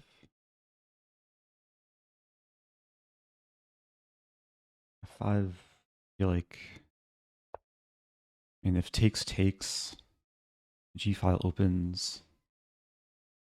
Bishop e3, but eventually bishop d5 will come.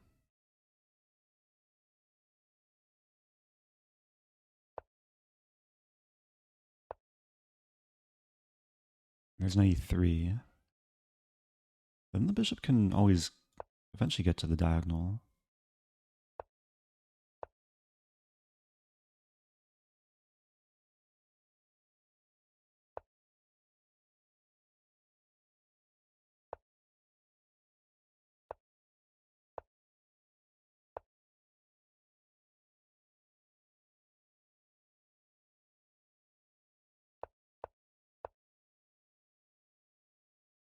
I was going to play for a win too. That's funny.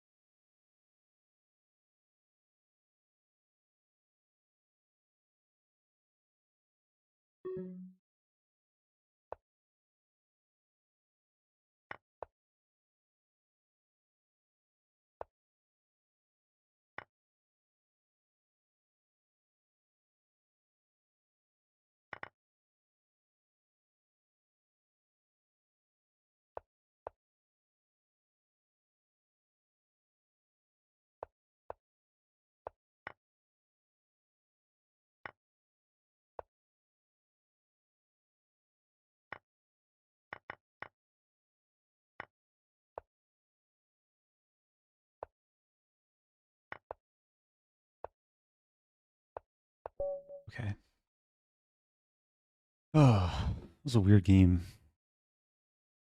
I blundered the piece in the early middle game. Kept it going, fought my way back. Haven't lost a game in a while. Rating continues to rise.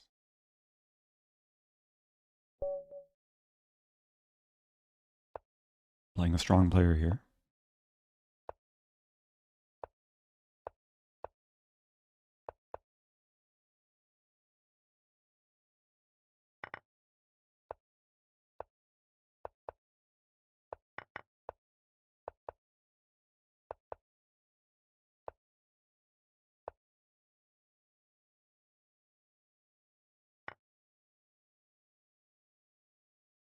I mess up.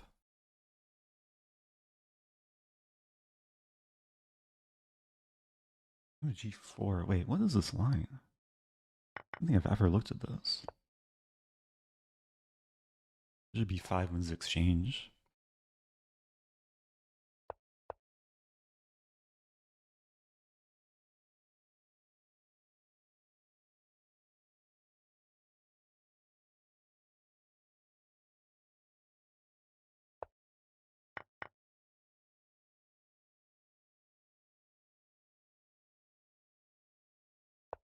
Threading this now, maybe. Also this.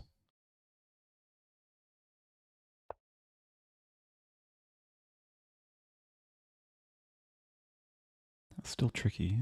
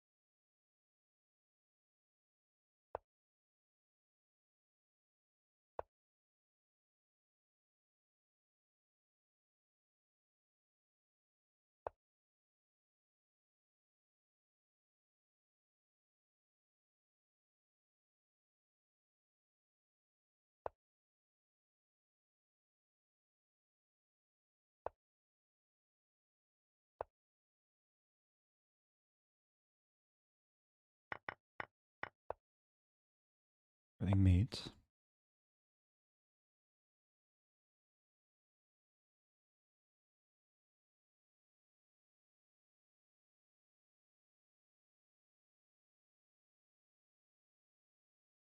Hmm. Not liking this.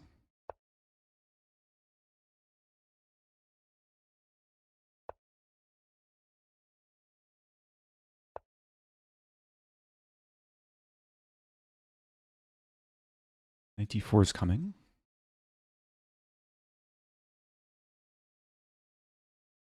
Some issue with e6 pawn.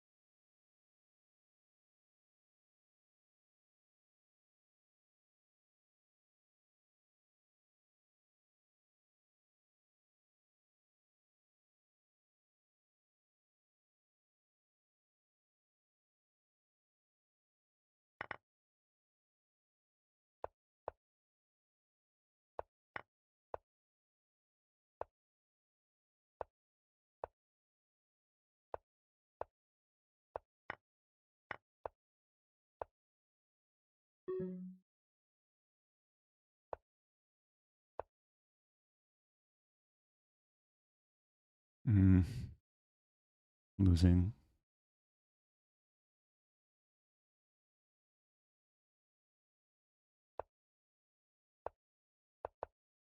To do.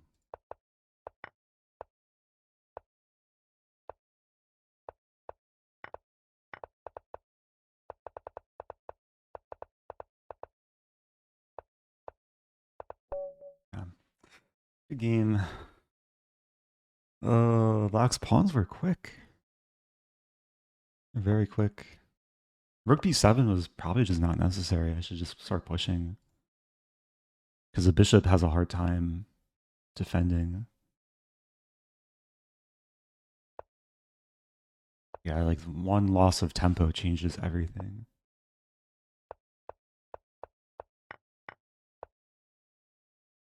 And I need to start playing defense.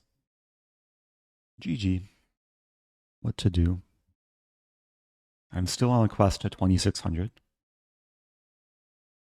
15 points away.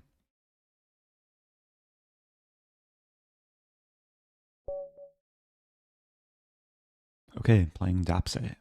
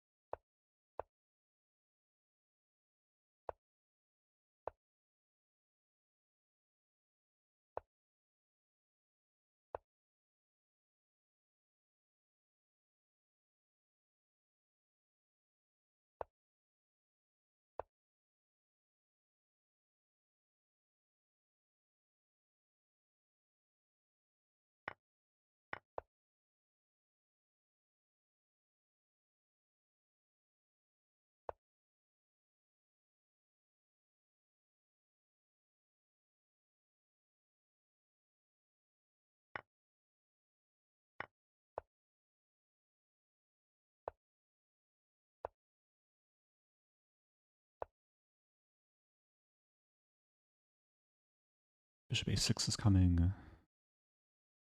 If I take, there's knight c4. Then rook a7. I think that's okay. I think a5 was a bluff. Or just an oversight. Yeah, it was definitely an oversight. Because now I'm just going to win the knight. And bishop defends the rook.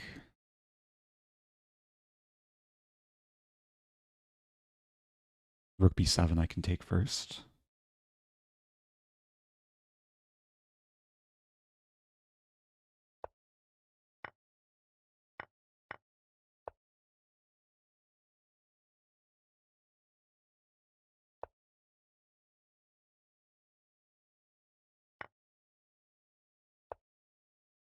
Tactics continue. Okay. Up to 2590. Almost top 50. Here we go.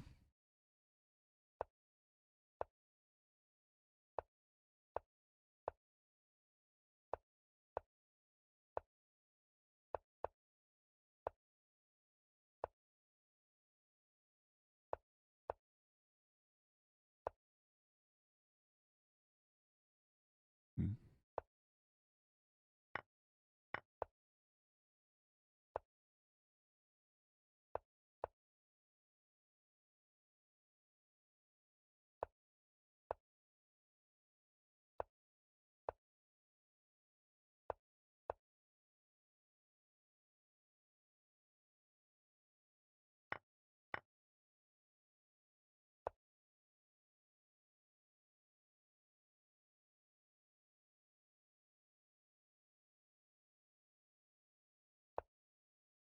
Go after the pawn.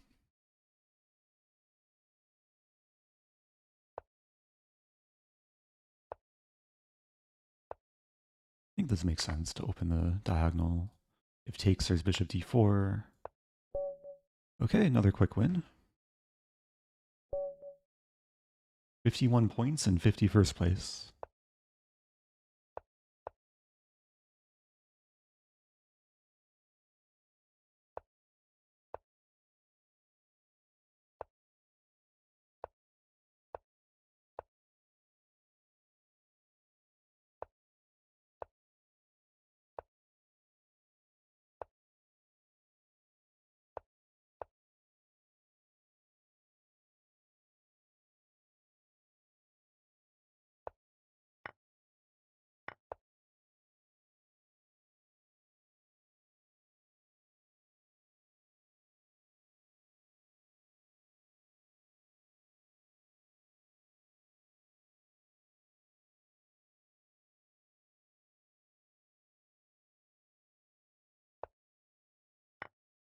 Okay, typical trap.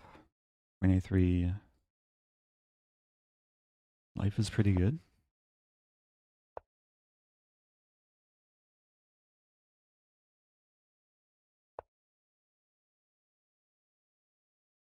Question is what to take with.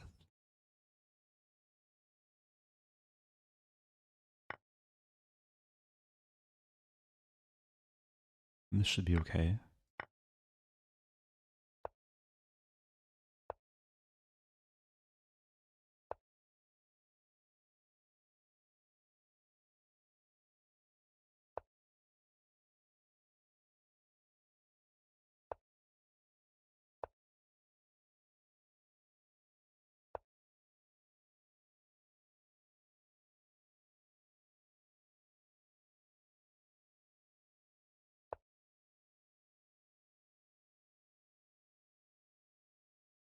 If a4, b4, if queen a7, I win e5. c4.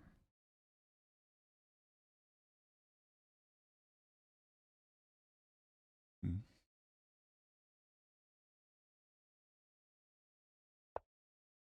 I wasn't sure there. I want to play this and just not allow bishop g4. Now c4. Rock's fighting back. Takes knight d2.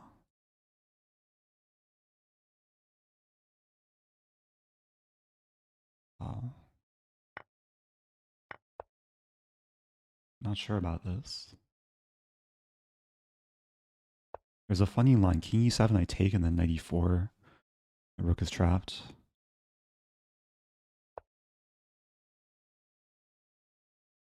It doesn't work as well here. Let's do it. Actually, wait. Rook b5, I have this move. But then f5? And then take, I queen, because the rook's just stuck. a4. A weird tactic. All the rooks are attacked. This rook attacked by 2 pawns. Wait a minute. No, the king gets in the square thing. I check. I check first and then take the rook. Oh, but there's takes. It's not over. Take. I swing my way around? Ugh. That's not over.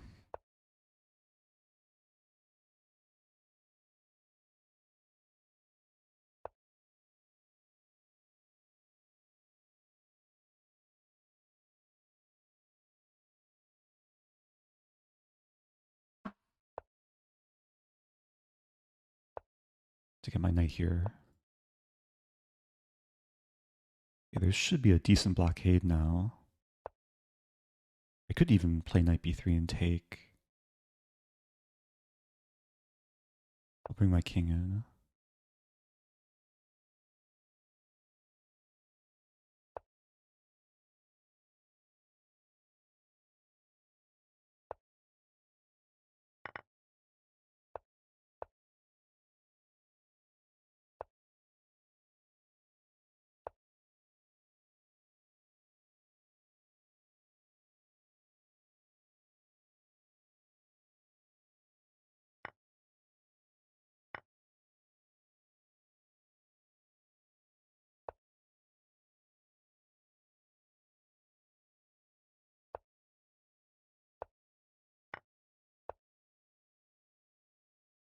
Tricky.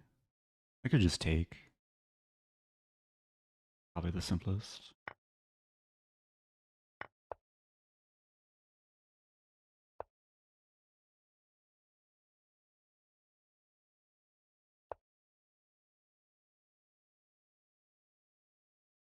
It was a funny game.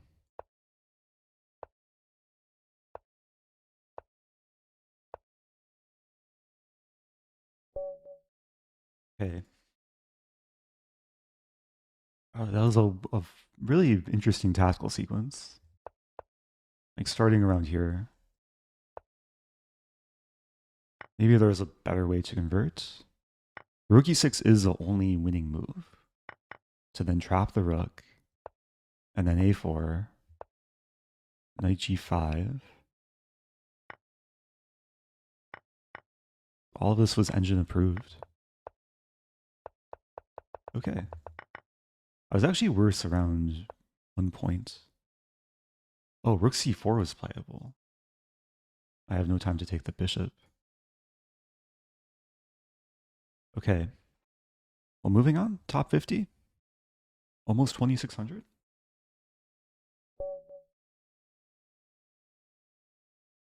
Okay. This player beat me earlier. Maybe. Okay, I'll just right back.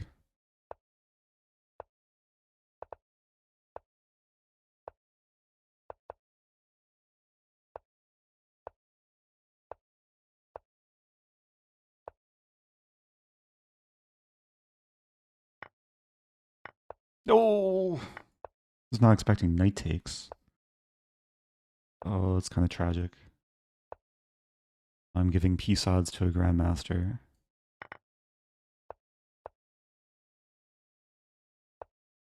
What to do? What to do? Let's attack. Attack.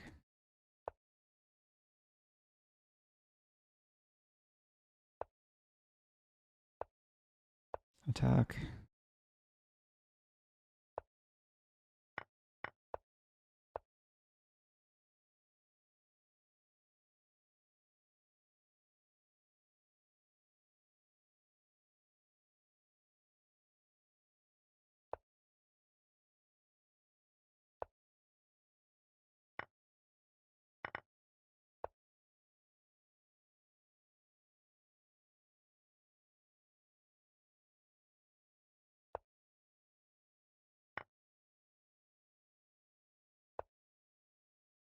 Oh no, my rook.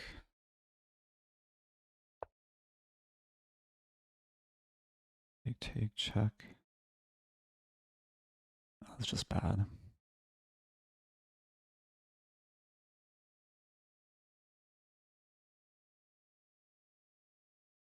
Uh,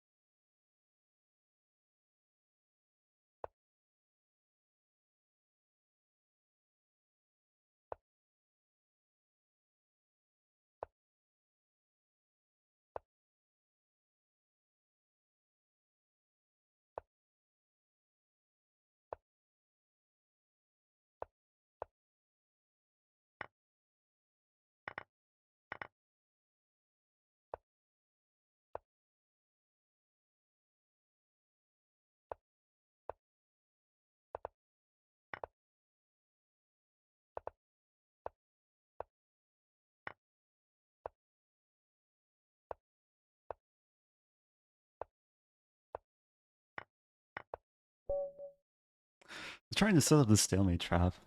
Wasn't quite working though. Yeah, my problem stemmed from moving a little bit too quickly in the opening there.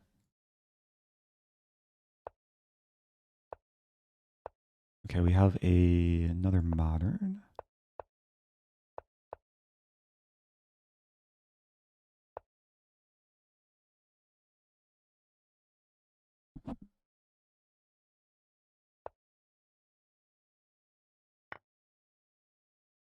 I just dropped a pawn. The tilt is setting in.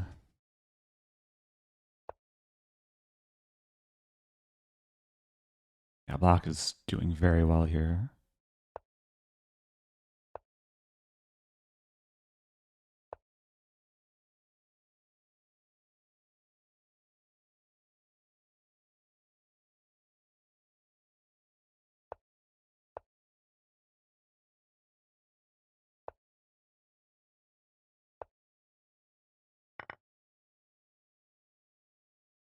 I mean, being down a pawn is better than being down a piece. I have to always be grateful, even when life is difficult.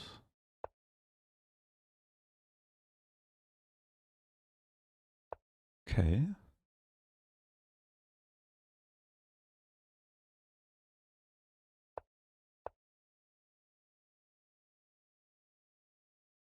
Bishop will come here.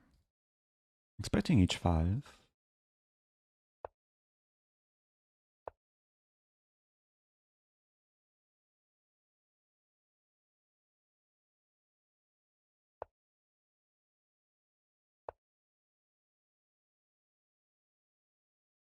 Hmm.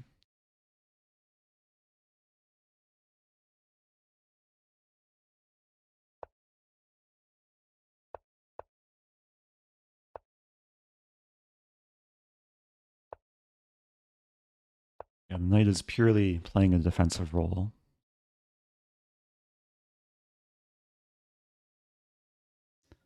And one goal is to do this and checkmate.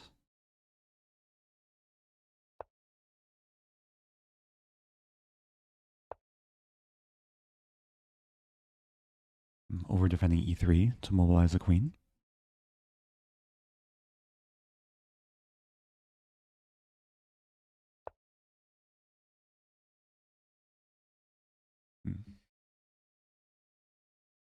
I could pile on the f file.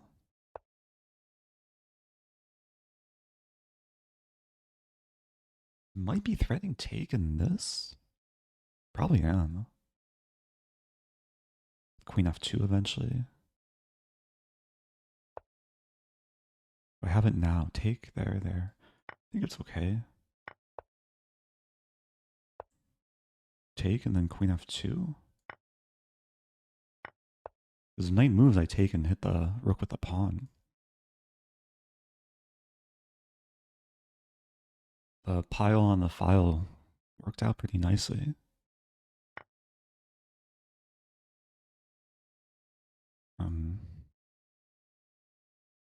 It's interesting.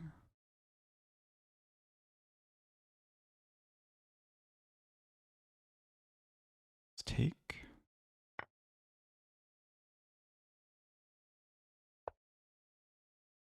It's not over.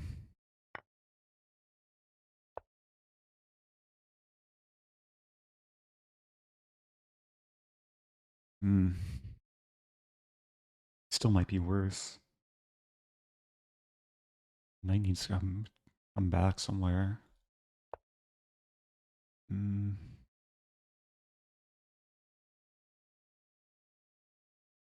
I'm still worse.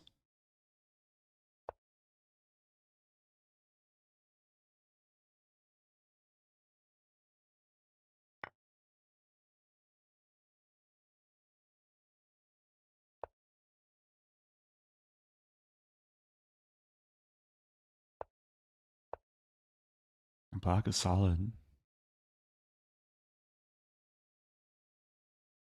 How do I get my knight to g6?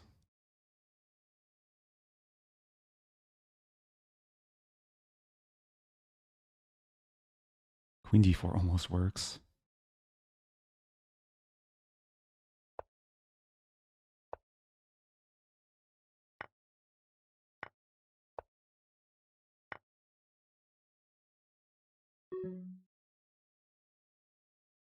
Hmm.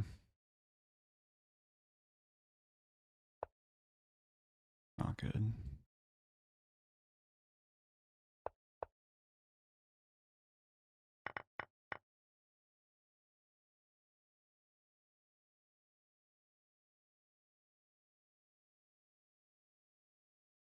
What's happening here, though?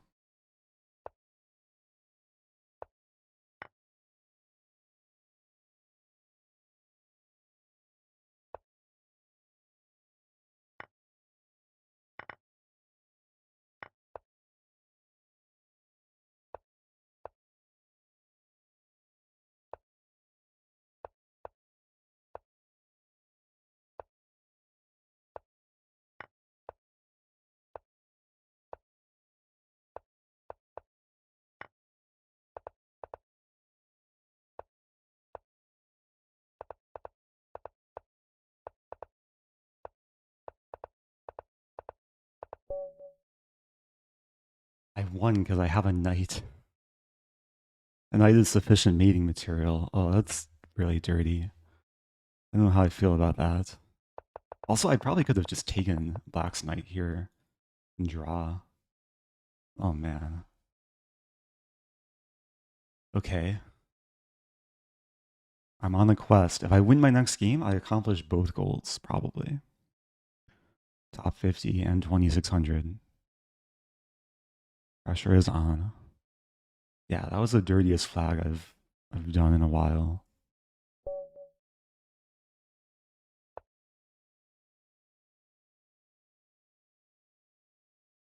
Yeah, Lichess uses FIDE rules. Although I think in a FIDE game, like you can probably claim a draw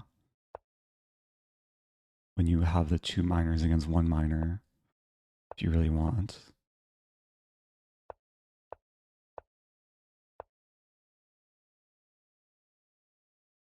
Oh, this h6 line is what Arjun played in Qatar, but that was, I think, after c3.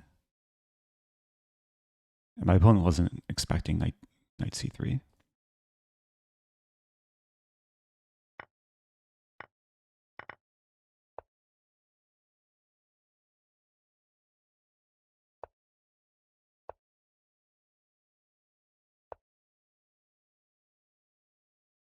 And knight b4 is probably coming.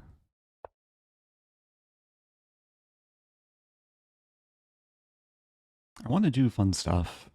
Stafford Gambit style. a4 might be coming.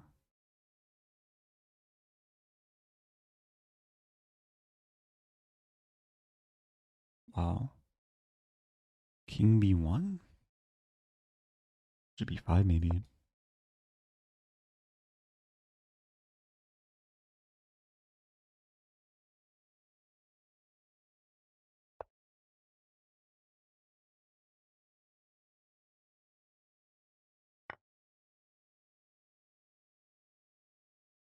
It's getting weird. Not sure if I like this.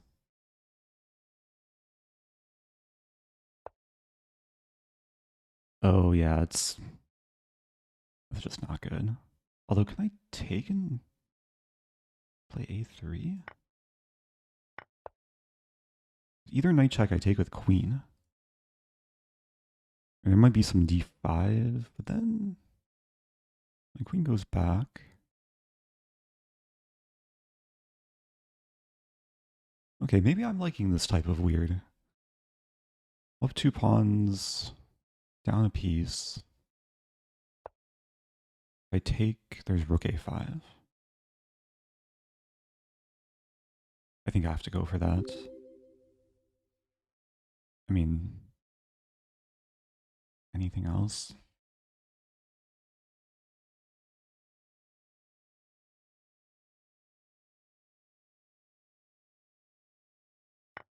Actually, rook a5. I'm going to be down a piece. Thought I have this, but there's knight c6. Wow. Let's take. Take and take. I don't think I mind this.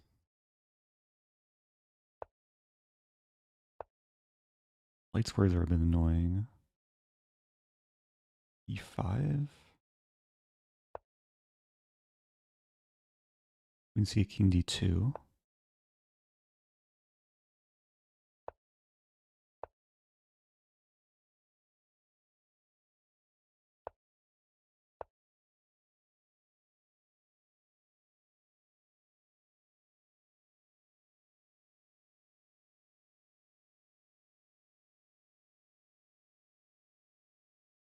The knight's so solid here.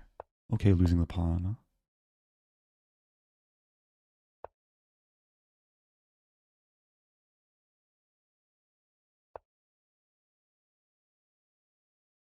King is on a journey. Clamping down.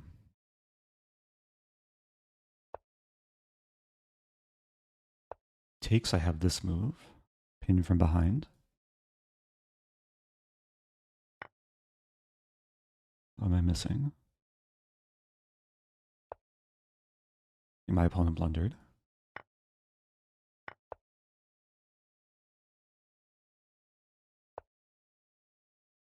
Yeah, now it's just happiness. Check. As well take.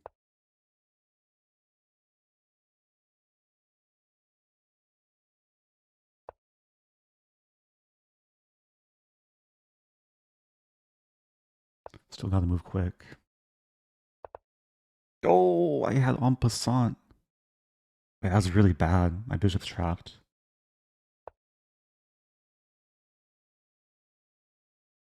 Oh no.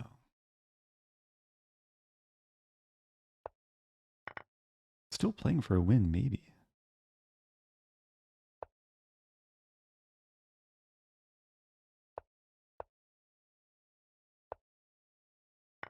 This is really bad.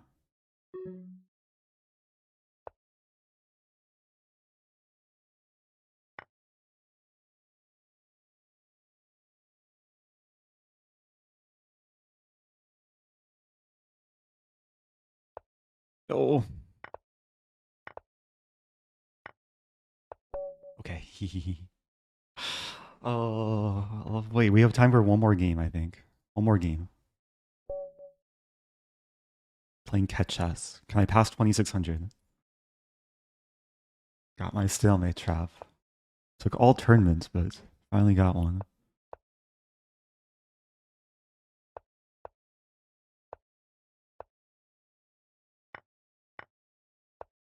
Okay, let's play the sign.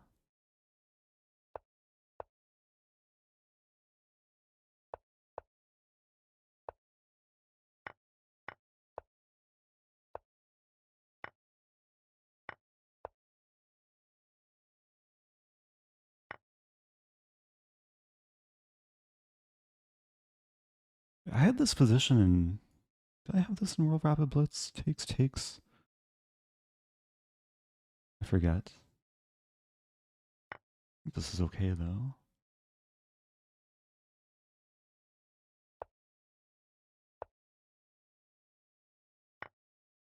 I think I just have studied this before at some point.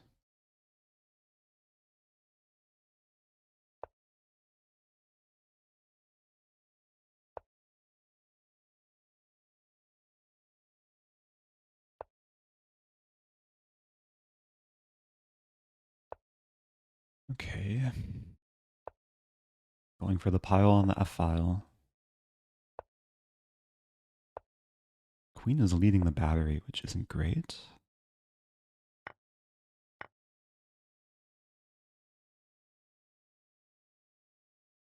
I can keep pushing.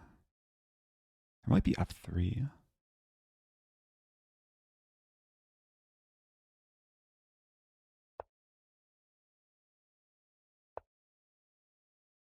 I want to go for this and mate. Opponent has other ideas. Have to defend.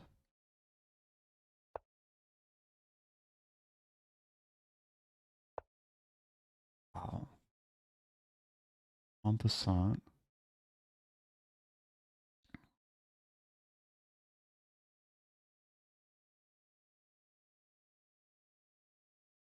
Crazy move, but looks playable.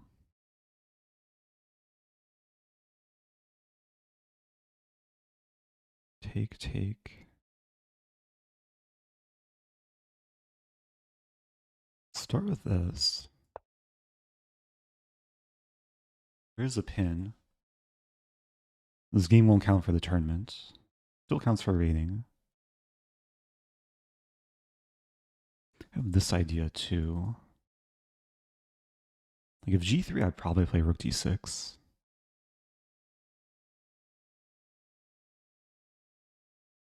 But then what? Queen d1, b6.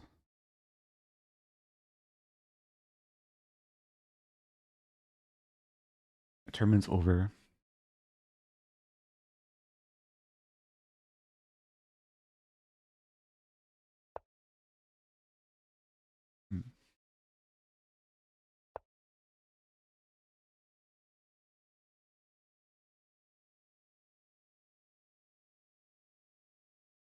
So much pawn tension.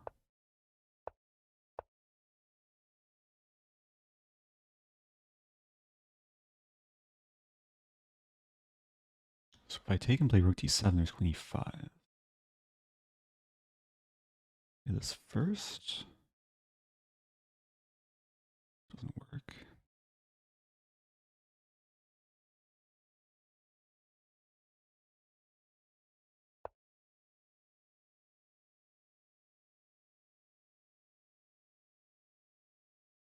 There are potential winning king pawn endings if we trade all the minors and I have a defended passer.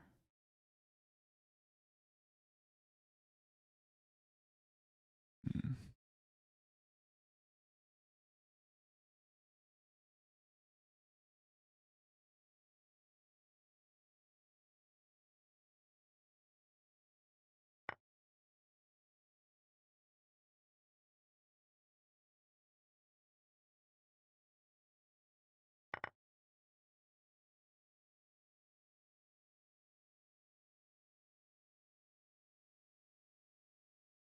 I have the outside passer potential too.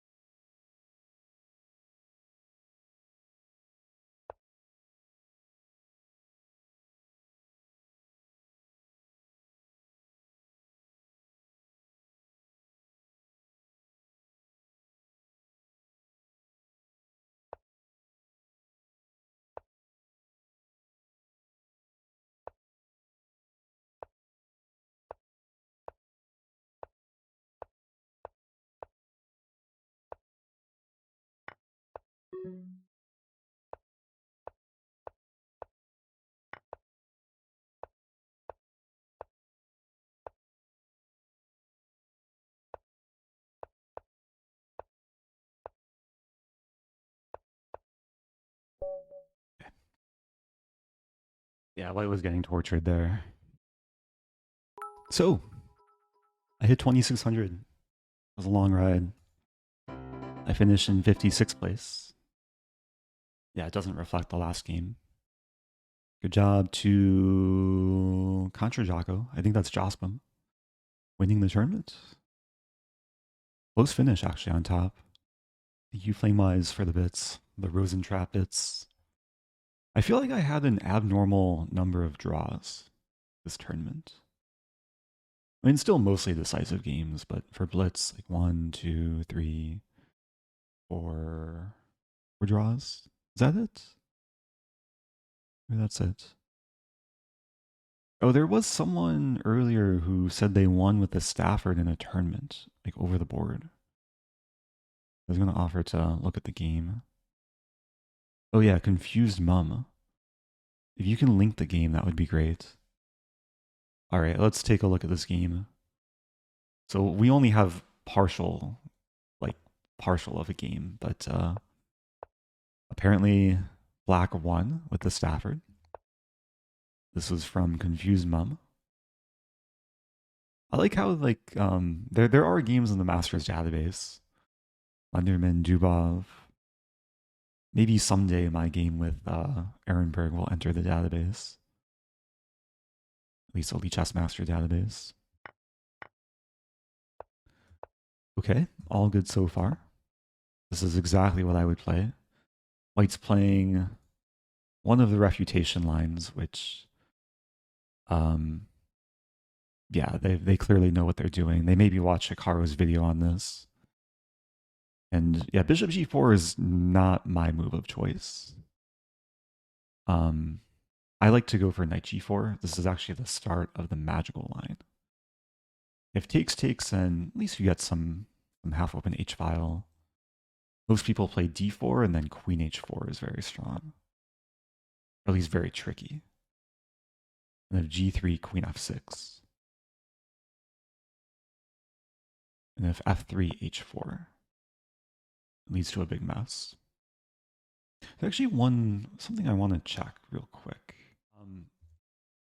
So for anyone that plays a Stafford Gambit or plays maybe the same openings that I do, and you want to study those openings, you can go into the Lichess opening book, and then under the player tab, you can enter my username and see what I've done before in these similar opening positions. Can you perhaps play some Rapid on stream next? This stream probably not, but in the future streams definitely. So anyway, the point I want to make is like, if you're studying the opening and you're maybe not sure what to do after a certain position, find a strong player whose openings you can maybe follow and see what they do and see how they score. Knight G4, you can see I've played with decent success. How do we read the opening book? I'm a noob. So yeah, it takes some experience to kind of get a sense of like the stats. It also depends, like if you're using the Lichess database, Masters database, or the player like opening tree. Because Lichess database, it will show you all the games that have ever entered this position on Lichess. 367,000 and some change. And we can see that White actually scores better across all the games, even after the main move. But yeah, if you play the Stafford Gambit, you're kind of signing yourself up for such positions. And then you can kind of see the main line and how I create tricks. Have I never lost to F3 on Lichess?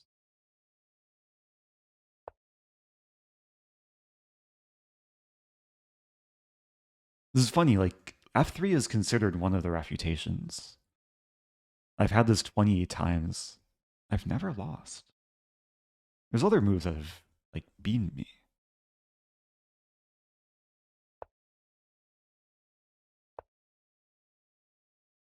Yeah, Bishop F3 is also considered quite good. Bishop f4 is also playable. Anyway, I'll give my feedback on this game. At least what was remembered of this game. f3. So this has still been played on Lichess. But white is building up the center, so black is probably worse. You do want to castle queenside most often. Okay.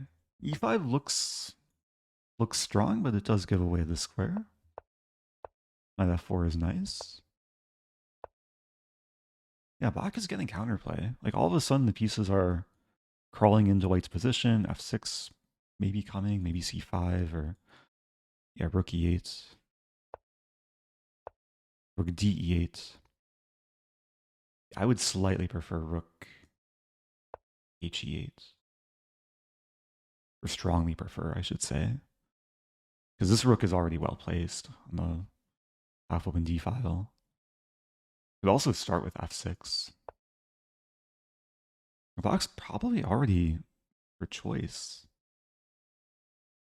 Yeah, either rook h8 or f6 are in black's favor according to the engine.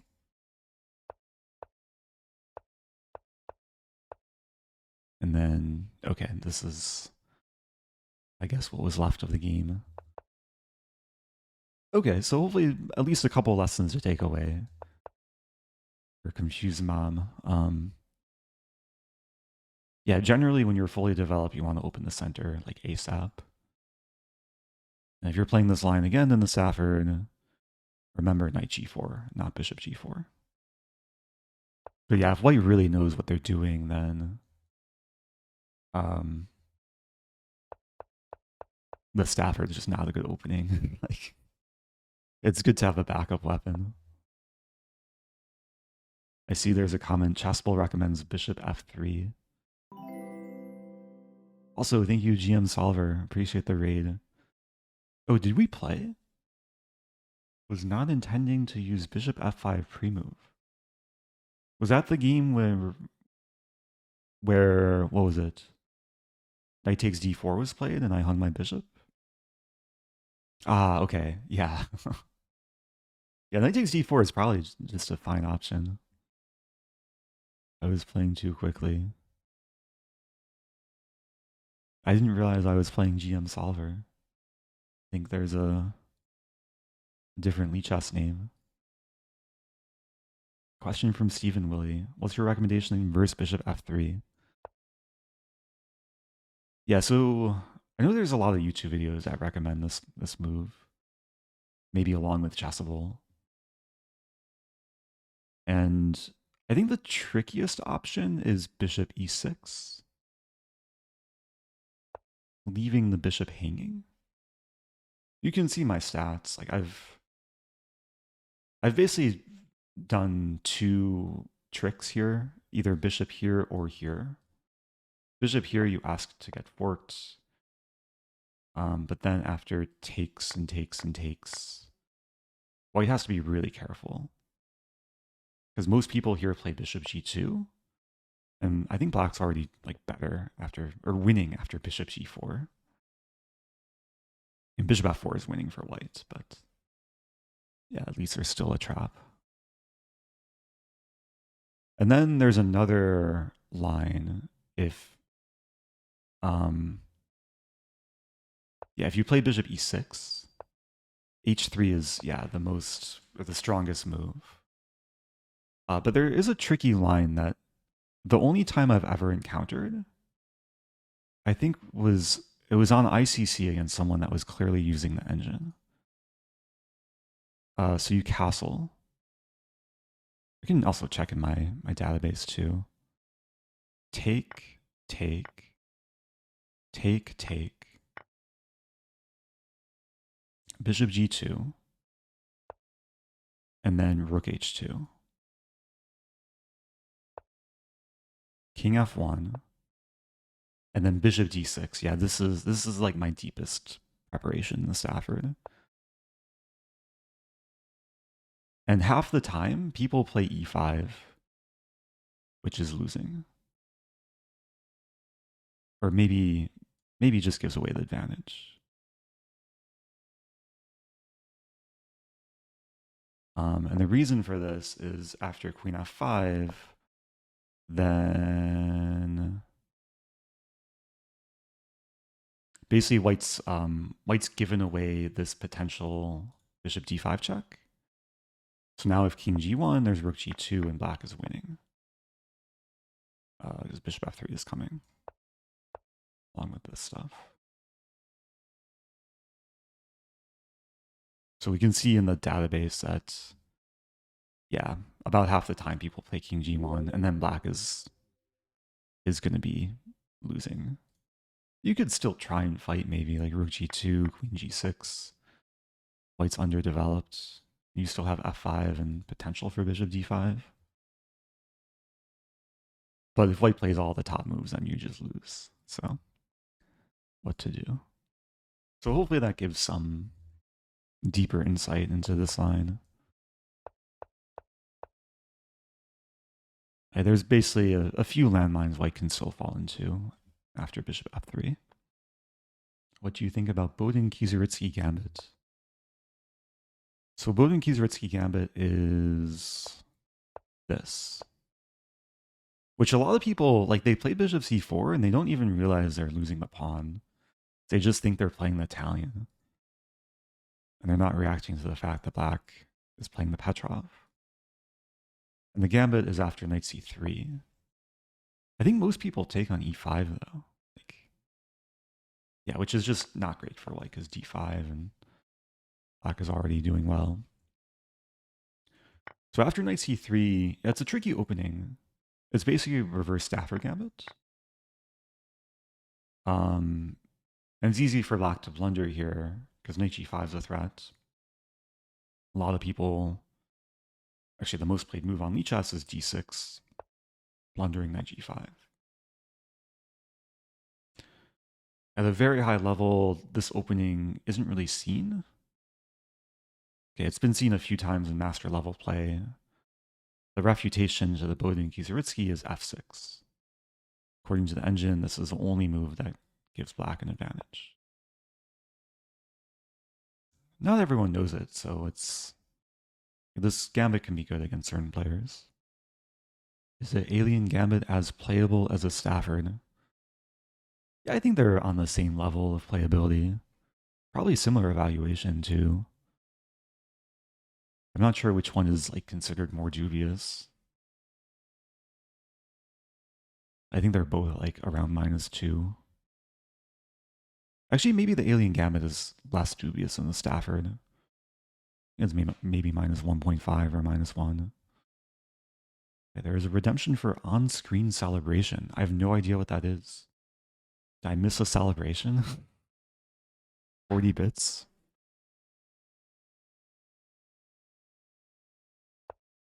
Also, like if you're black and you don't want to accept the gambit, you could play knight c6, and then you transpose into a 4 knights center fork trick. So if takes d5, and there's no reason to be scared of this move, you just take and then d5, and black is doing really well. I wasn't really watching my stream on Twitch, but maybe it's like a built-in Twitch integration. How to play London when black plays a6. Actually don't know what that refers to. Like a6 immediately. Against a6, like e4 is usually best. Just control the center. But if you really want to, you could still play bishop f4 and then play a London. Black will do this. Just don't blunder your g2 pawn. Play knight f3. And black might do this setup. Actually, I prepared something similar for Svidler. I played Svidler in a blitz match many years ago. And I saw that he sometimes likes to play b5 here, which could transpose into like this exact line. And then I was preparing c4, take, e6, knight c3, and then d5 looks natural to kick the bishop, but then there's queen b3. Rook a7, and then bishop b5. There's some crazy line where you leave the bishop hanging once and then twice. And then again as well, like you just leave your bishop here. And if takes, then you fork. Any recommendation on lines to play against the Caro-Kann? I like to recommend the 2 knights. You can do this against the Caro-Kann or the French. I did make a whole video about this on my YouTube channel. You can search how to crush the Caro-Kann. And this is one of like the most common lines, even at Grandmaster level. At amateur level, there's a common trap. We can see in Lichess database, nearly 2 million people have played bishop f5, which is usually very natural in the Caro to develop the bishop. But in this specific position, it's not good because knight g3 and then h4. Now there's a similar line where the pawn's on d4 and the knight's on g1. But in this line, the knight's really useful here because after h6, to save the bishop, there's knight e5. Bishop h7, queen h5. Essentially forcing g6. Queen d5, you play bishop c4. And if g6, you play bishop c4 anyway. And you say, oh no, my queen. Over 15,000 people have taken the queen. And then you checkmate. And if they don't take the queen, they play this, then you play this. And then you're threatening to take, and then mate. So all these moves, knight d7, bishop d6, knight f6, and bishop g7, they all fall victim to knight takes f7. So for example, here, take. There's been over 10,000 games in this line.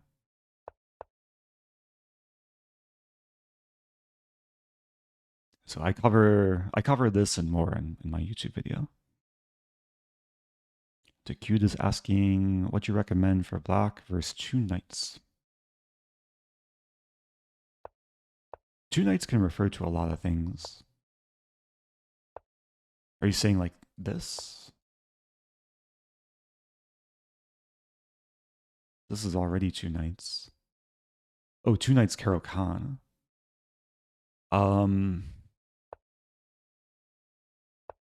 Good question. I don't really give Caro-Kann recommendations, so if you're black, I'll say like at a high level, if I'm gonna play the Caro-Kann in a serious tournament and I know my opponent's gonna play this, I would probably prepare this line, take, knight d7, bishop c4, knight f6, queen e2, take, knight f6, and then there's this trick knight e5, and you can't take the queen. Over 8,400 people took the queen and got mated. But yeah, e6, queen e2, and then b5.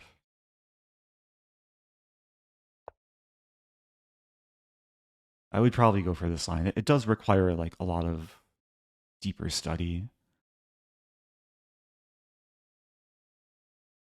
There's a trap here. If knight takes c6, then black is somehow winning. Also, thank you, Stellar Chess. Appreciate the raid. Maybe not winning, but better after queen c7. Yeah, if bishop takes b5, then black is winning.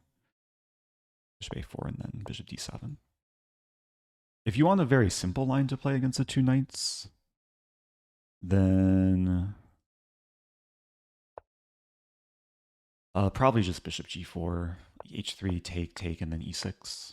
You have this super solid structure. I know Levy sometimes plays this. Then you develop. It's a game. But there's a lot of theory stemming from this as well. I'm doing my best to answer the various opening questions. What's a gambit that's still played in professional level these days? The Queen's Gambit. There's a lot of openings where players are sacking pawns, even at the top level. But usually they're much deeper into opening prep. There's a question, what's the most aggressive line against Italian? Yeah, if you play against Italian, of course it kind of depends what white plays. But I recommend learning from the game between Spraggett and Adams, which I did mention earlier in the stream. If we just follow like the main moves, d3, d6, castle. I like this idea a6, which isn't like the most aggressive looking right away. But basically, if you can get to this position, then there's a cool idea, knight g4, and then preparing eventually f5. So rook e2, king h8. h3, and then f5 is coming. And this is just a beautiful game. Black got an f5. And even though the pawns look ugly, doubled on the h-file, there's open files for black to work with. Sniper bishop. Black got all the pieces on good squares. There's some beautiful tactic in the end, too. Knight came to f4.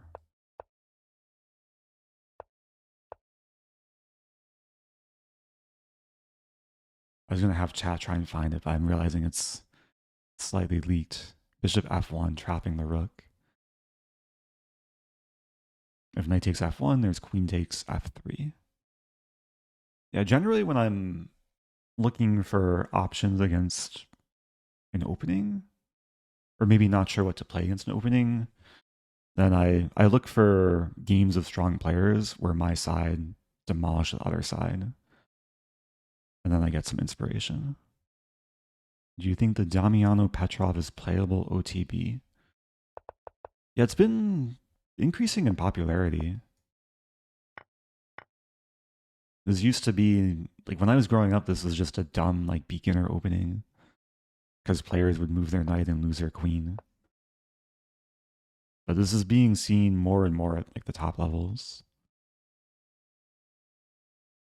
And if you're deeply prepared as black, then it's hard for white to get the edge. Who would win a fight between a hippo and a dragon? And a Sicilian dragon? Probably the Sicilian dragon. Although we could see, like, let's say white plays a hippo. Black plays a Sicilian dragon setup.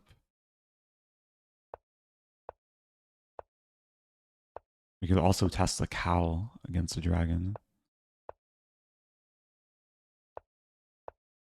I don't want to blunder the knight. Engine slightly prefers Sicilian dragon. But it's probably a close fight. Is Smith-Morra common? So this is a question for the Lichess database. Smith-Morra is played 1% of the time in master level play.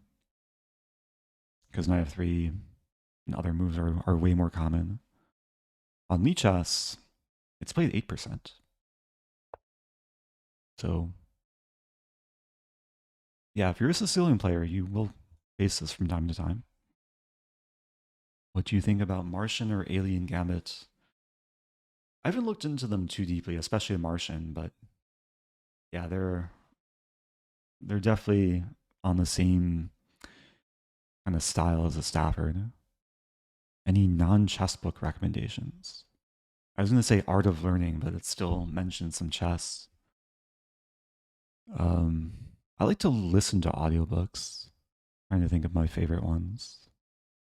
Art of Learning is great. Essentialism by Greg McEwen. I've recently been listening to Die with Zero by Bill Perkins. Have you considered writing a book? I've not. Maybe someday, though. I can't remember the last fiction book I read or listened to. I prefer nonfiction or self-development or business books. Why don't you play King's Indian? So I like my current repertoire against d4. The Queen's Gambit Declined. But King's Indian is still very playable. Just never something I put my time into. Can you draw bishop versus bishop rook against Stockfish? I think you mean rook versus bishop rook. Against Stockfish? I'm not sure. Maybe? I'm not sure if Stockfish would like play as well as a human would. Because it will evaluate everything as a draw. I'm pretty sure I would not be able to draw it against like Magnus or Hikaru. What do you think about the classical Slav? It's not an opening I think much about. What is a classical Slav? I don't think I can really give my opinion. Is it just this? Slav is very solid. A lot of people don't like it though because the exchange variation is slightly annoying. But the main lines can be very interesting. Anyway, I'm going to wrap things up. I'm getting tired and hungry. Thanks everyone for tuning in.